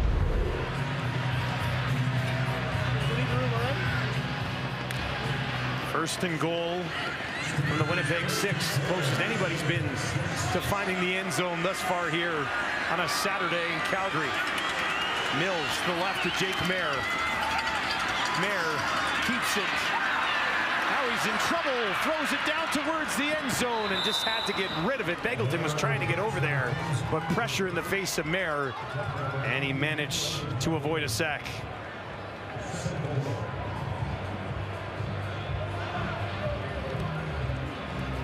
Take a look at Mayer. He wanted a route out this side on the play action. He's going to play action the opposite direction here, and then he wants this route right here on the outside. That's covered up well by Kyrie Wilson. So that makes him flip his hips back when he doesn't see anything, running out of time. Don't want to take a loss on the 5-yard line. Throw it away. Good decision by Mayer. 2nd and goal from the 6. Mayer looks to his left again, throws to his left, wide open, got it! Touchdown Calgary, Mark and Michelle, his 2nd of the season. And somebody finds the end zone. It's the Stampeders. Go on top by 8. Back in his familiar slot back position, Mark and Michelle is going to be the benefactor here of that quick out throw. Low and away, he goes down to get it for the first major of this game. And we're in the 4th. Big touchdown for Calgary. Gives themselves a little bit of breathing room and will put some pressure on Strevler and the Winnipeg offense. Paredes out to make it a 9-point game. And that is exactly what he does. A 9-play, 58-yard drive that took just under 4 minutes ends in the hands of Mark and Michelle.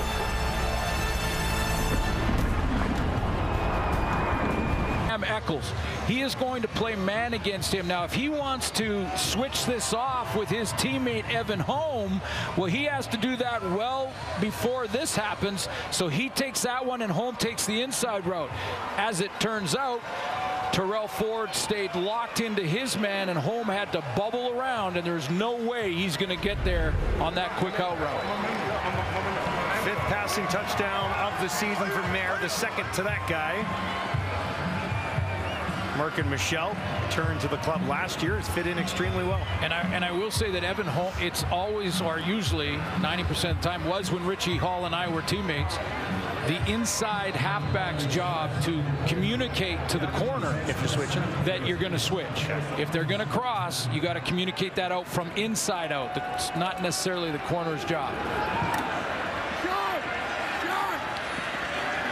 Kick taken at the 26, and trying to find some room. It's Smith again. Decent return, solid field position for Strevler and the Bombers, almost all the way up to midfield. So what did Buck Pierce and Strevler talk about? Well, Jake Mayer had the football, because now it becomes a sense of urgency when it comes to picking up the blitz. Do you do what Strevler does best and just try to run the ball a bunch, or do you? I think you get him outside. You try to get him outside the edge and throw or run. Drive starts in their own 51. Strevler gets rid of it quickly, completed. Shy of the first down, a couple of yards short, but he goes to Wolotarski. 3rd catch of the game for Wolotarski. I guess we shouldn't be surprised. They were college teammates, Minnesota. And one year Strevler was a quarterback with Wolotarski there, and the next he was actually a receiver, which is why he transferred to South Dakota. But they go way back. 2nd and a couple from the Calgary 51. Strevler, they're going to roll him out to the right. Gets a block, gets the first down, pulled back after the case, but definitely had the first down with that initial push. Now he's still in the short yardage package, and if he goes down because he's taking those hits in short yardage in the running, then the Bombers go to Terry Wilson out of New Mexico. Actually spent a lot of time in a few different colleges, but talk about raw rookies, he's next up. And again, knock on wood, we don't want to see anyone get hurt, but Strevler's got to take those hits in short yardage as well, and Zach Kalara's trying to talk him through these plays.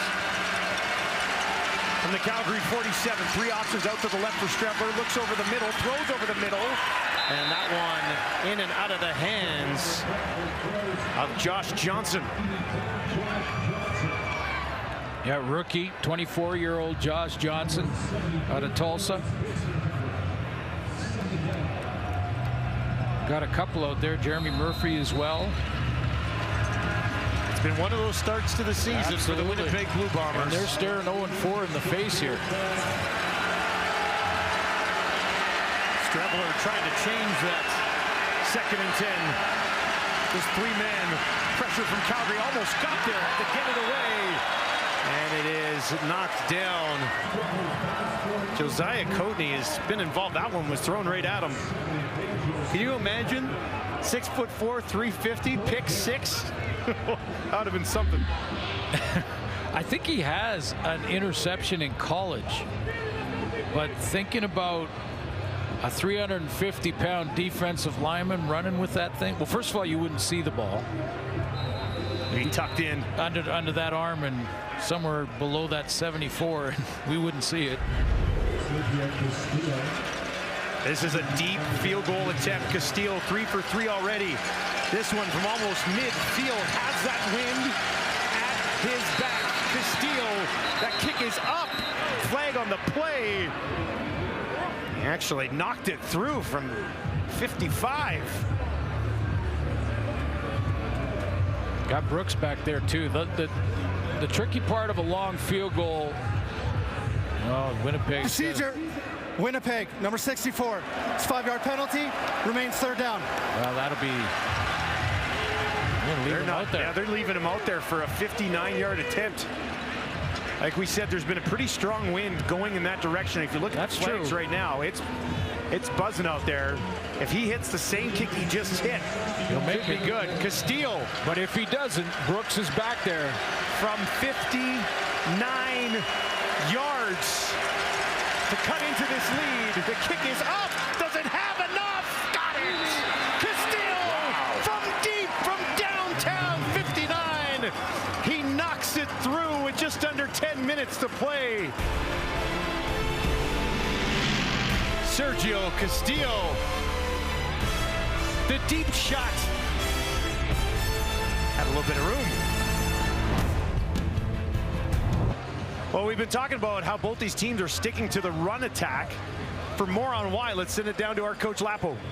Yeah, both coordinators are getting a lot of zone coverage, and you can't get explosive plays in zone coverage. It's sometimes hard. So you're seeing them, trying to get that elusive 2nd and 2, 3, 4, where they can get more man coverage and take the shots. It's like Dave Dickinson. Why did he on 3rd and 2 take the shot? And sometimes people talk about, is that right or wrong decision? It's the why of the decision. The why of the decision is he wanted to take a shot versus man coverage. And, unfortunately he didn't make the play, but that's when you can get man coverage or short yardage situation, guys.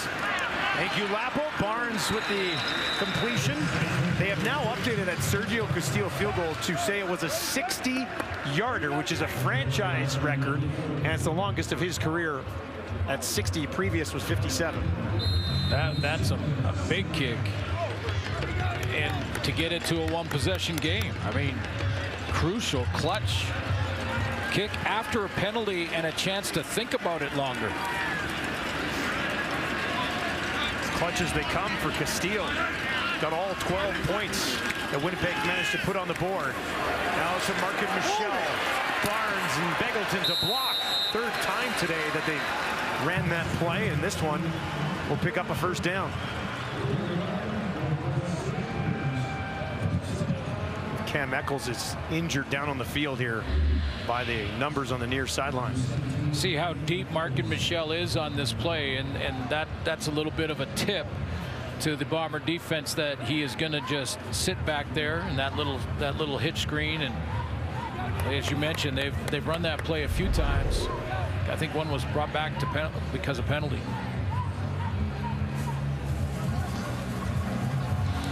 Eccles in a tough spot here. Not much pressure on his right leg. First year with the Stampeders. BC's practice roster back 2019 for a little bit. They'll bring in the return man, Eric Brooks. See if they use his speed to his advantage. He's at the top of your screen working there against Terrell Bonds.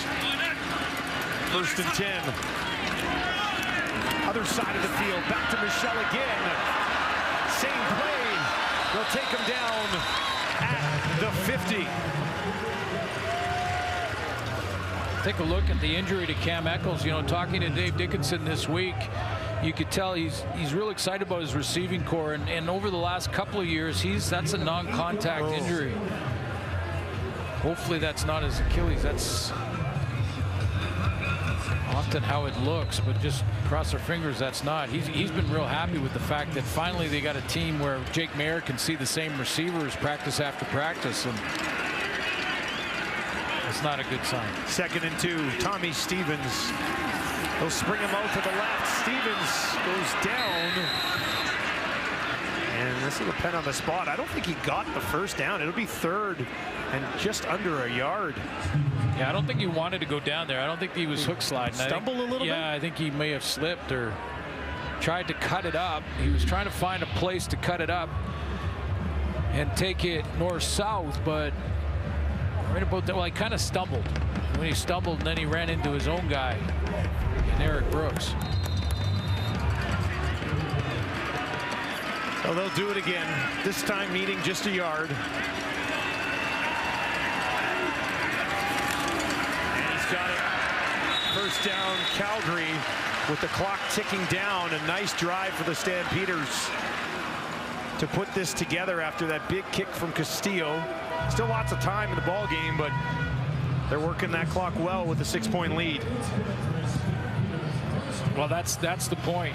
Grind the clock down, come away with points, make it a 2-possession game again. I know, when you talk about one possession, two possession, you're not talking about the point differential necessarily. You're talking about the fact that in one possession they can tie or win the football game. Mayer, pressure in his face, hit as he throws down the field, far side, incomplete.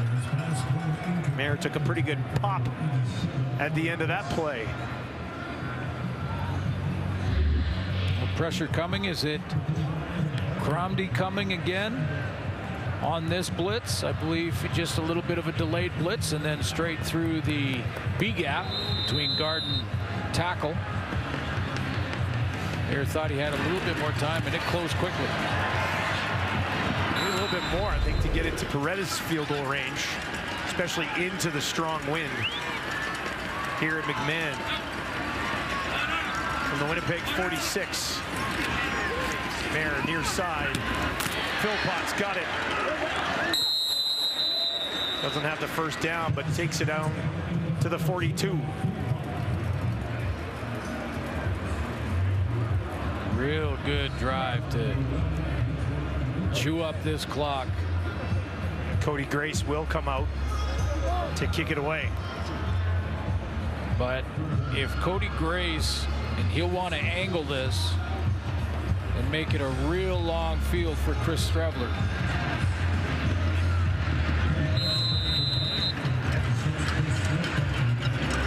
Chris Smith stands on his own 8-yard line. Four guys outside here behind Grace.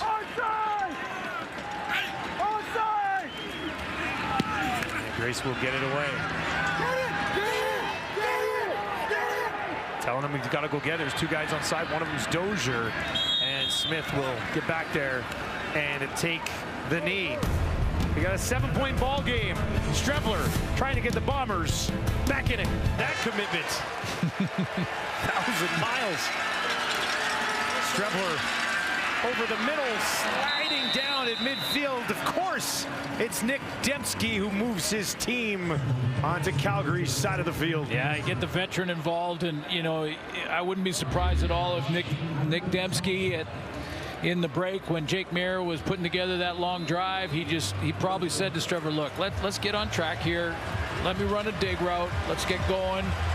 Trust me, I'll be in the spot you want me to be in. And he threw it to an open area, and Dembski went into it and got it. Winnipeg trails by 7 at midfield. 4-man pressure. Streveler gets it away. Some pressure in his face as he threw that, and it falls incomplete in the direction of Ontario Wilson. Well, a couple things I'm surprised at. One is that Streveler has been throwing from the pocket since he's really come into the game. Maybe one time we saw him roll out. I'm surprised at that. I'm also surprised Cody Grace kicked it for a single there. You know, I know it forces the Bombers to score the major and the extra point, but I'd make this a longer field if I had that choice. Second and 10. Calgary brings 5. Complete. Josh Johnson's got a first down for the Bombers. Takes it inside the 40. First catch of his CFL career.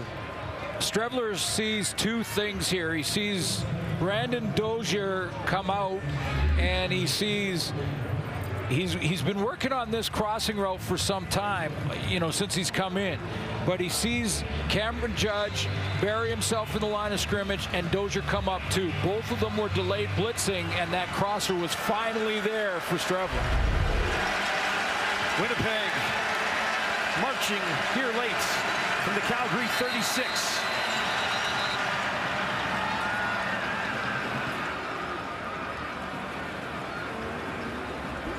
And flags just before the ball was snapped. Legal substitution, too many men. One of the two.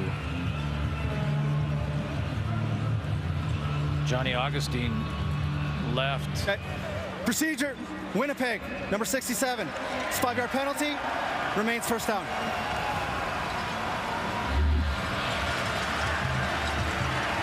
Wow, he's the guard in there. center with the ball. Backs him up 5, 1st and 15. Another flag. Strebler throws. Wolotarski has it, takes it ahead for the first down, pays the price at the 25. But a flag sits on the far side of the field. Offside, Winnipeg, number 86. Man. It's a 5-yard penalty. Repeat first down. Evans, Clercius jumped the gun.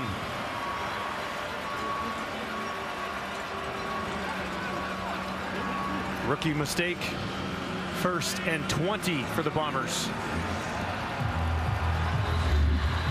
Take a look up here. It looks like that's where the flag was thrown. Clercius.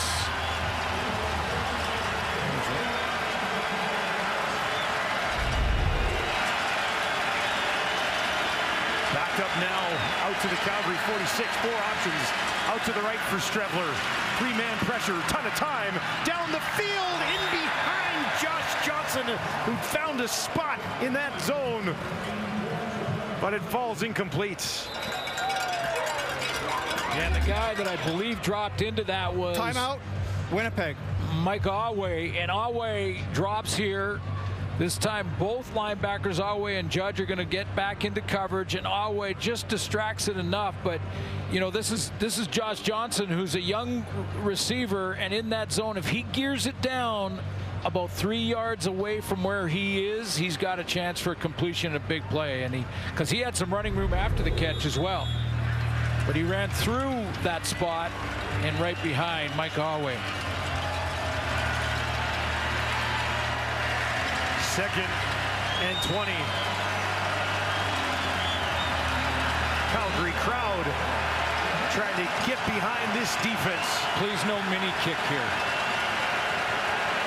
Let's get rid of that rule. 4 options again, out to the right for Strebler. Dumps it off to Brady Oliveira. Oliveira's going to have to go to work here, pushing ahead. And gets it back past the original line of scrimmage as we hit 3 minutes here. It'll be 3rd and long for the Bombers offense, trailing by 7. Red Blacks tune in at 7 Eastern, 4 Pacific, only on TSN. The way this has turned out, the actual single helps Calgary because they're forcing this 3rd down. Stops Winnipeg from trying to get 2 field goals. 8 in the time, exactly. 3rd and 9. The Strebler has some magic here. Ton of time. Goes back to his running back, Brady Oliveira, pushing ahead. Oh, this is going to be close. This is going to be really close. Depends on the spot. Oh. That is inches one way or the other. Well, we're going to bring out the sticks. That's how close it is. And they're not going to measure it. He is short. Turnover on downs. Calgary gets the ball back. What do you think of throwing it so short in that situation and putting it all on Brady to pick up the first down? Well, I mean, that's what Coach was talking about on the sideline, that both these defenses here tonight have done a nice job of forcing quarterbacks to throw it underneath. And then they have to hope that those guys can make a couple people miss, and they were about half a yard short. But short enough that they didn't have to measure, didn't have to bring the sticks out. Frustrated Brady Oliveira back to the sidelines. Game far from over. Winnipeg will try to bring some heat now. Back out. That's Brooks. But the Cranby is there, and that'll bring up 2nd down. Hey, while we have a quick second here, we just want to remind people that the Team Canada will be playing Japan at 5 o'clock at Commonwealth Stadium in the IFAF Under-20 World Junior Championship in Edmonton. Commonwealth Stadium tomorrow at 5. Canada, gold medal game against Japan. Let's go, gentlemen. Let's go get it. Japan knocking off the U.S. to get to that gold medal game. Big time upset there, so they got some magic going right now. But Canada looking to take care of business at home tomorrow. 2nd and 3, huge down in this football game. They'll hand it off, and pushing ahead, looks like he's got enough. That is Philpott on the ground. It's funny, you make an argument with coaches' decisions, and so many times sports fans will be debating decisions. And you know, when Cody Grace punted it into the end zone for a single to make it 7 instead of 6, a longer field changes the strategy there. If he punched that out of bounds inside the 10, then Streveler would have had to go out, gone the distance. You know, the fact that they got the single forced Streveler to go for it on 3rd down, so it's a right decision by Dave Dickinson. And one more 1st down, they might be able to do it here. Ooh, that one just got there. Michelle turns it upfield, takes it out of bounds just at the 45. Could you imagine that? That's how close Dedrick Nichols was. He's seen that play a few times tonight. You could have heard a pin drop in here. Oh man! If he picked that one off.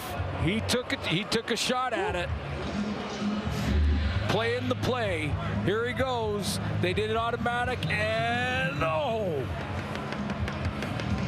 Just off the fit. Just 3 or 4 inches away that from close. Taking that to the house. Instead, it goes for 8. 2nd and 2. Mills on the ground, and he is going to be stopped well short of the 1st down. Back to the line of scrimmage, barely, and that will make it 3rd and 2. And Cody Grace comes out to kick it away. Winnipeg will call a timeout with 1:47 on the clock, and they'll get another crack at this. Yep. Yeah, stop the clock there. And one of the reasons Dave Dickinson would run the ball there would be to keep the clock running. But the Bombers still have their timeout. They'll use it there.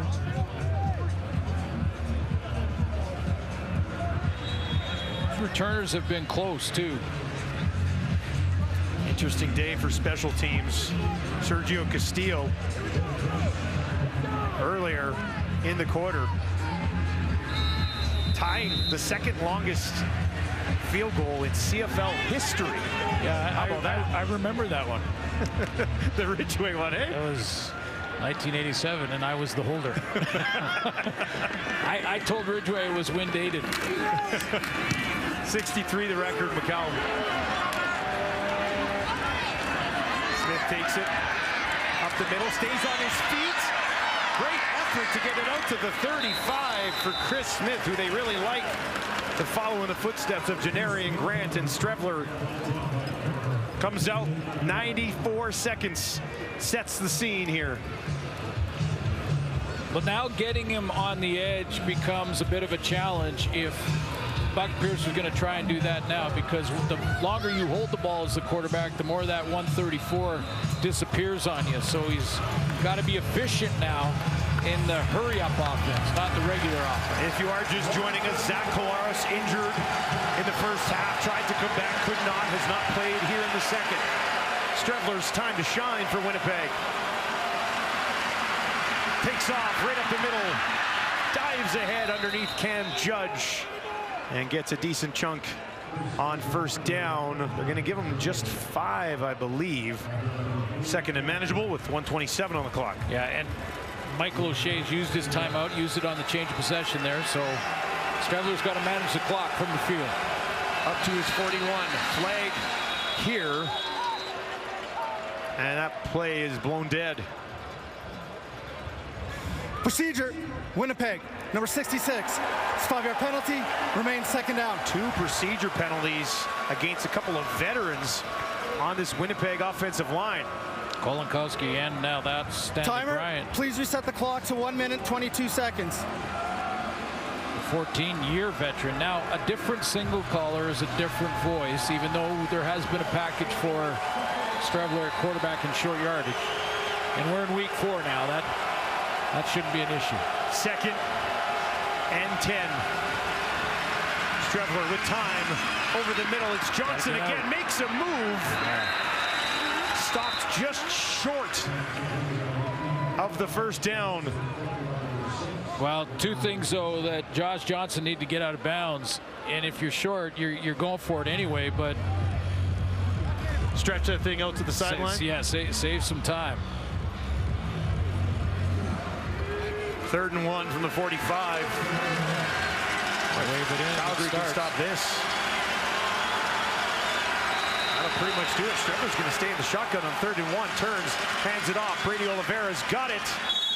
And Winnipeg stays alive with 67 seconds on the clock as another thrilling finish coming up here between these two clubs. Drew Wolotarski just told Josh Johnson to get to the other side. Streveler near side. Ontario Wilson comes back. Gets underneath that one down to the 50 with 60 seconds on the clock. Yeah, smart move by Wilson at the end of that catch. He was going to go and celebrate. You can't celebrate with a minute to go, down by 7. Time to get back to work. Streveler moving quickly here. 4-man pressure from Calgary. Over the middle, down the field, drops it in at the 30. And it's Kevin Clercius. Comes up with a big one. You remember that offside procedure from Clercius? He made up for it right there. Nice catch. Streveler dropped it in there. 11 of the last 13 games between these two teams have been decided in the final 3 minutes. They played close football games. Simple as that. Calgary and Winnipeg. Winnipeg has won the last 6. Streveler now a little bit more pressure this time over the middle again, and he's got it down to Dembski, and they've still got 45 seconds to work with. Oh, plenty of time now. They've made quick work of the field. Dembski in the slot. The bender. Two good throws back-to-back by Streveler. Timeout called. Timeout, Calgary. Calgary will call a timeout here. Chance to reset, refocus with just over 40 seconds on the clock. Pretty nice drive Winnipeg's put together. They're best of the football game right now. Yeah, and they don't have to take the shot to the end zone on 1st and 10. They can get a first down and get another shot. They can run their offense. 45 seconds, plenty of time. You can 6 plays. If you're efficient, quick out. Takes 2 or 3. Now both coaches can't stop the clock again with a timeout. 58 yards in 42 seconds to put themselves in this spot with 45 remaining. Second trip to the red zone today for Winnipeg. Working from the Calgary 16. Dembski's in the slot, up high. Streveler flushed out on the run. Now he's going to throw towards the end zone. Wolotarski got it. Touchdown Bombers. What a drive, and they're not done yet. Streveler finds Wolotarski for 6. The college teammates find a little chemistry late in this game, and we're a single away from tying it and going to overtime. Streveler on the run, get him outside, contain. Mike Alway didn't know whether to drop back under that or go and try to tackle Chris Streveler. He got caught in between, and little toss. Catch looks clean there. Yep. Oh, that's a touchdown. Wolotarski's first of the season could not come at a bigger, better time. Castile to tie it at 19, hit a field goal from 60 earlier in the game. That one is up. It is through. We are deadlocked with 37 seconds on the clock. Do not ever turn away from the final 3 minutes of a CFL football game.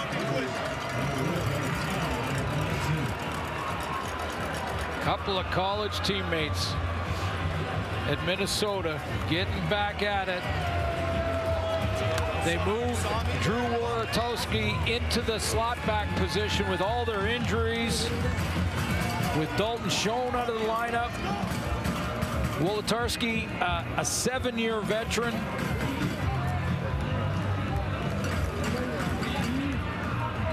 Eight plays, 74 yards in just 47 seconds. Wolotarski's going to start the left side and then cross through the formation in front of Alway. And again, those linebackers freeze when they see Strevler get outside a contain. It puts that second level in a bind, and you see the late reaction from Awe to the right of your screen. Well, still time for Jake Mayer. Well, depending on a return here too, yeah. Eric Brooks waits back. Any field goal from Bredis here would be into a pretty strong win.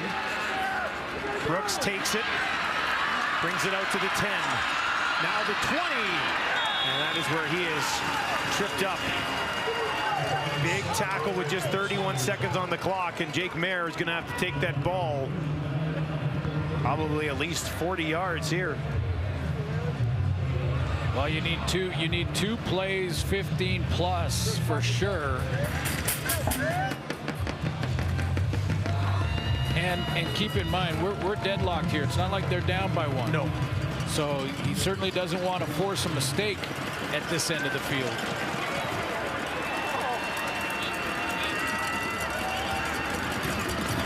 Start on their own 22. They will hand it off right up the middle, and a sign that they're okay with overtime. Yeah, I think so. Exactly. You just be smart.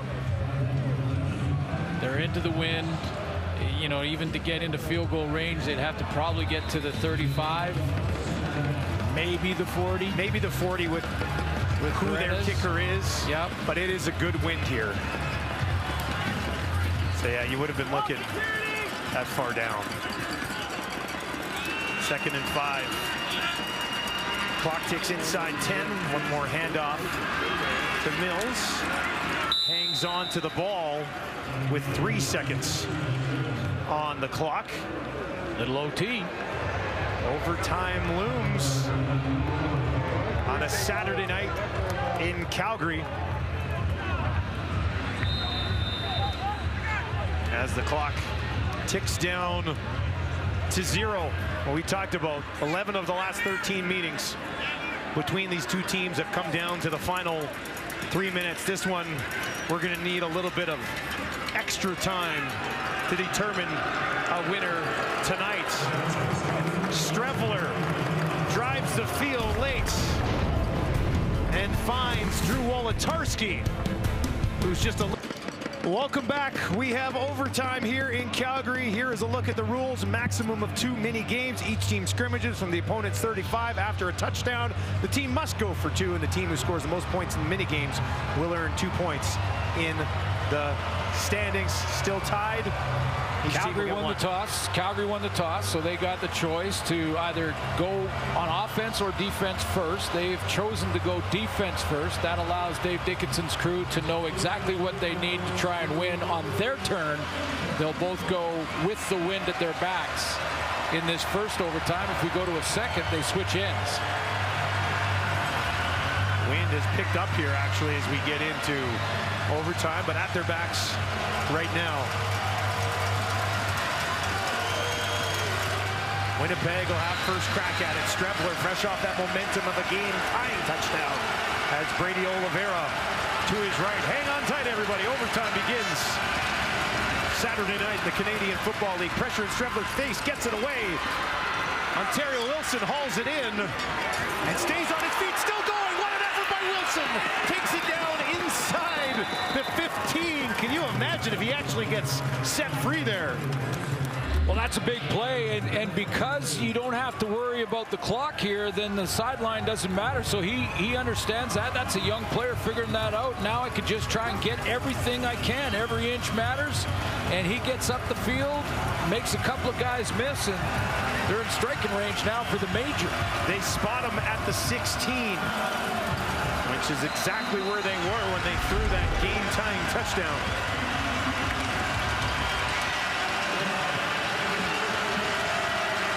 Strevler thrust into action due to an injury to Collaros. Finds himself on the road in overtime. Strevler out to his right. On the run. Nowhere to go. Throws it behind the intended target. That was his fullback Feltmate. And that'll bring up second down. Very similar play to that tying touchdown to Wolotarski. Get outside on the run, and this time the linebacker stayed off. They stayed under the receivers this time. They said, if you're going to run, go ahead and run. We'll rally to that.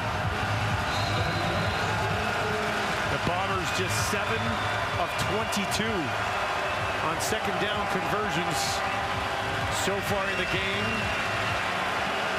Need 10 yards here. Calgary crowd trying to get behind their Stampeders. Stamps are going to bring pressure. Strebler gets it away. Looking down towards the end zone. Intercepted. It's picked off in the end zone. And it's going to be brought back to Mario Houston of all people. And Houston takes it out. There's a flag back inside the 5. But the Mario Houston takes it away from Strebler. Houston, a hero against his former club.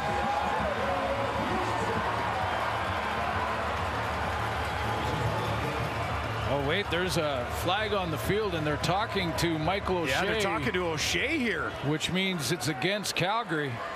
During the return, okay, we have major foul, blindside block, Calgary, number 27. That 15 yards will be applied from the 35-yard line.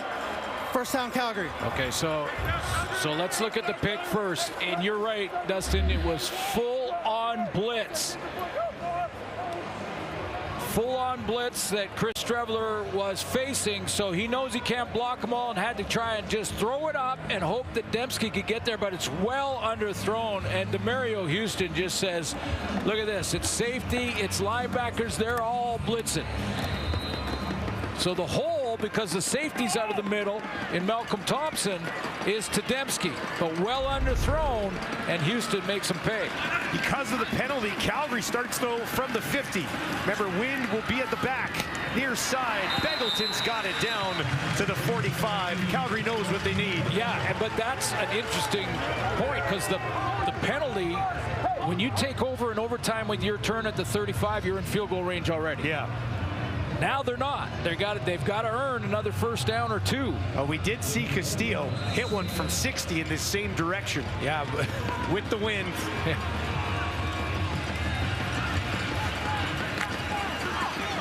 Paredes paces the sideline. 2nd and 7. Winnipeg's going to bring heat. They'll hand it off, pushing it ahead down to the 45. And that will bring up 3rd down from the 45. And Paredes will trot out for a chance to win it.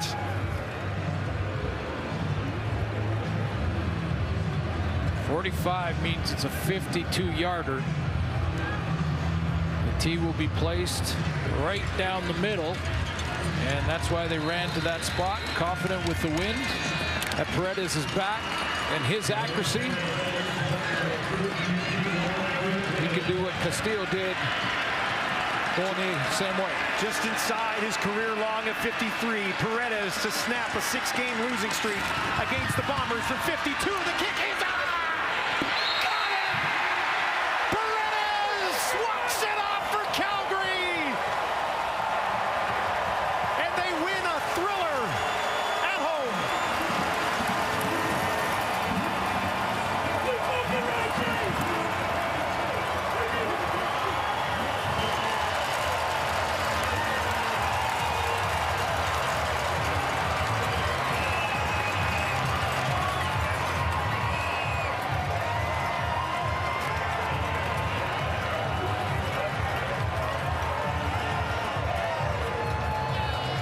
Stampeders get the job done in overtime. Great confidence, and Rene Paredes tucks it inside that post. Oh, man. Doesn't get any closer. Had the leg for sure. Good hold. Head down. He was watching, wasn't he? Different type of journey, but the guys put on a show in a different way tonight. Interesting football game. Calgary gets the win, and you know, there's been a lot of teams that have struggled to beat the Winnipeg Blue Bombers over the last 4 years. The Bombers dropped to 0-4. Winnipeg Blue Bombers 0-4. Things possibly from bad to worse, too, as Zach Collaros doesn't play in the second half of this football game. Streffler steps in, led a game-tying drive late in the fourth quarter. Calgary Stampeders go to 2-1 on the season. What a finish at McMahon on a Saturday night. Defensive battle for 3 quarters ends in thrilling fashion as Paredes knocks one home from 52 to give Calgary their first win in years against the Bombers. 22-19 the final. Thank you for joining us. Good night from Calgary.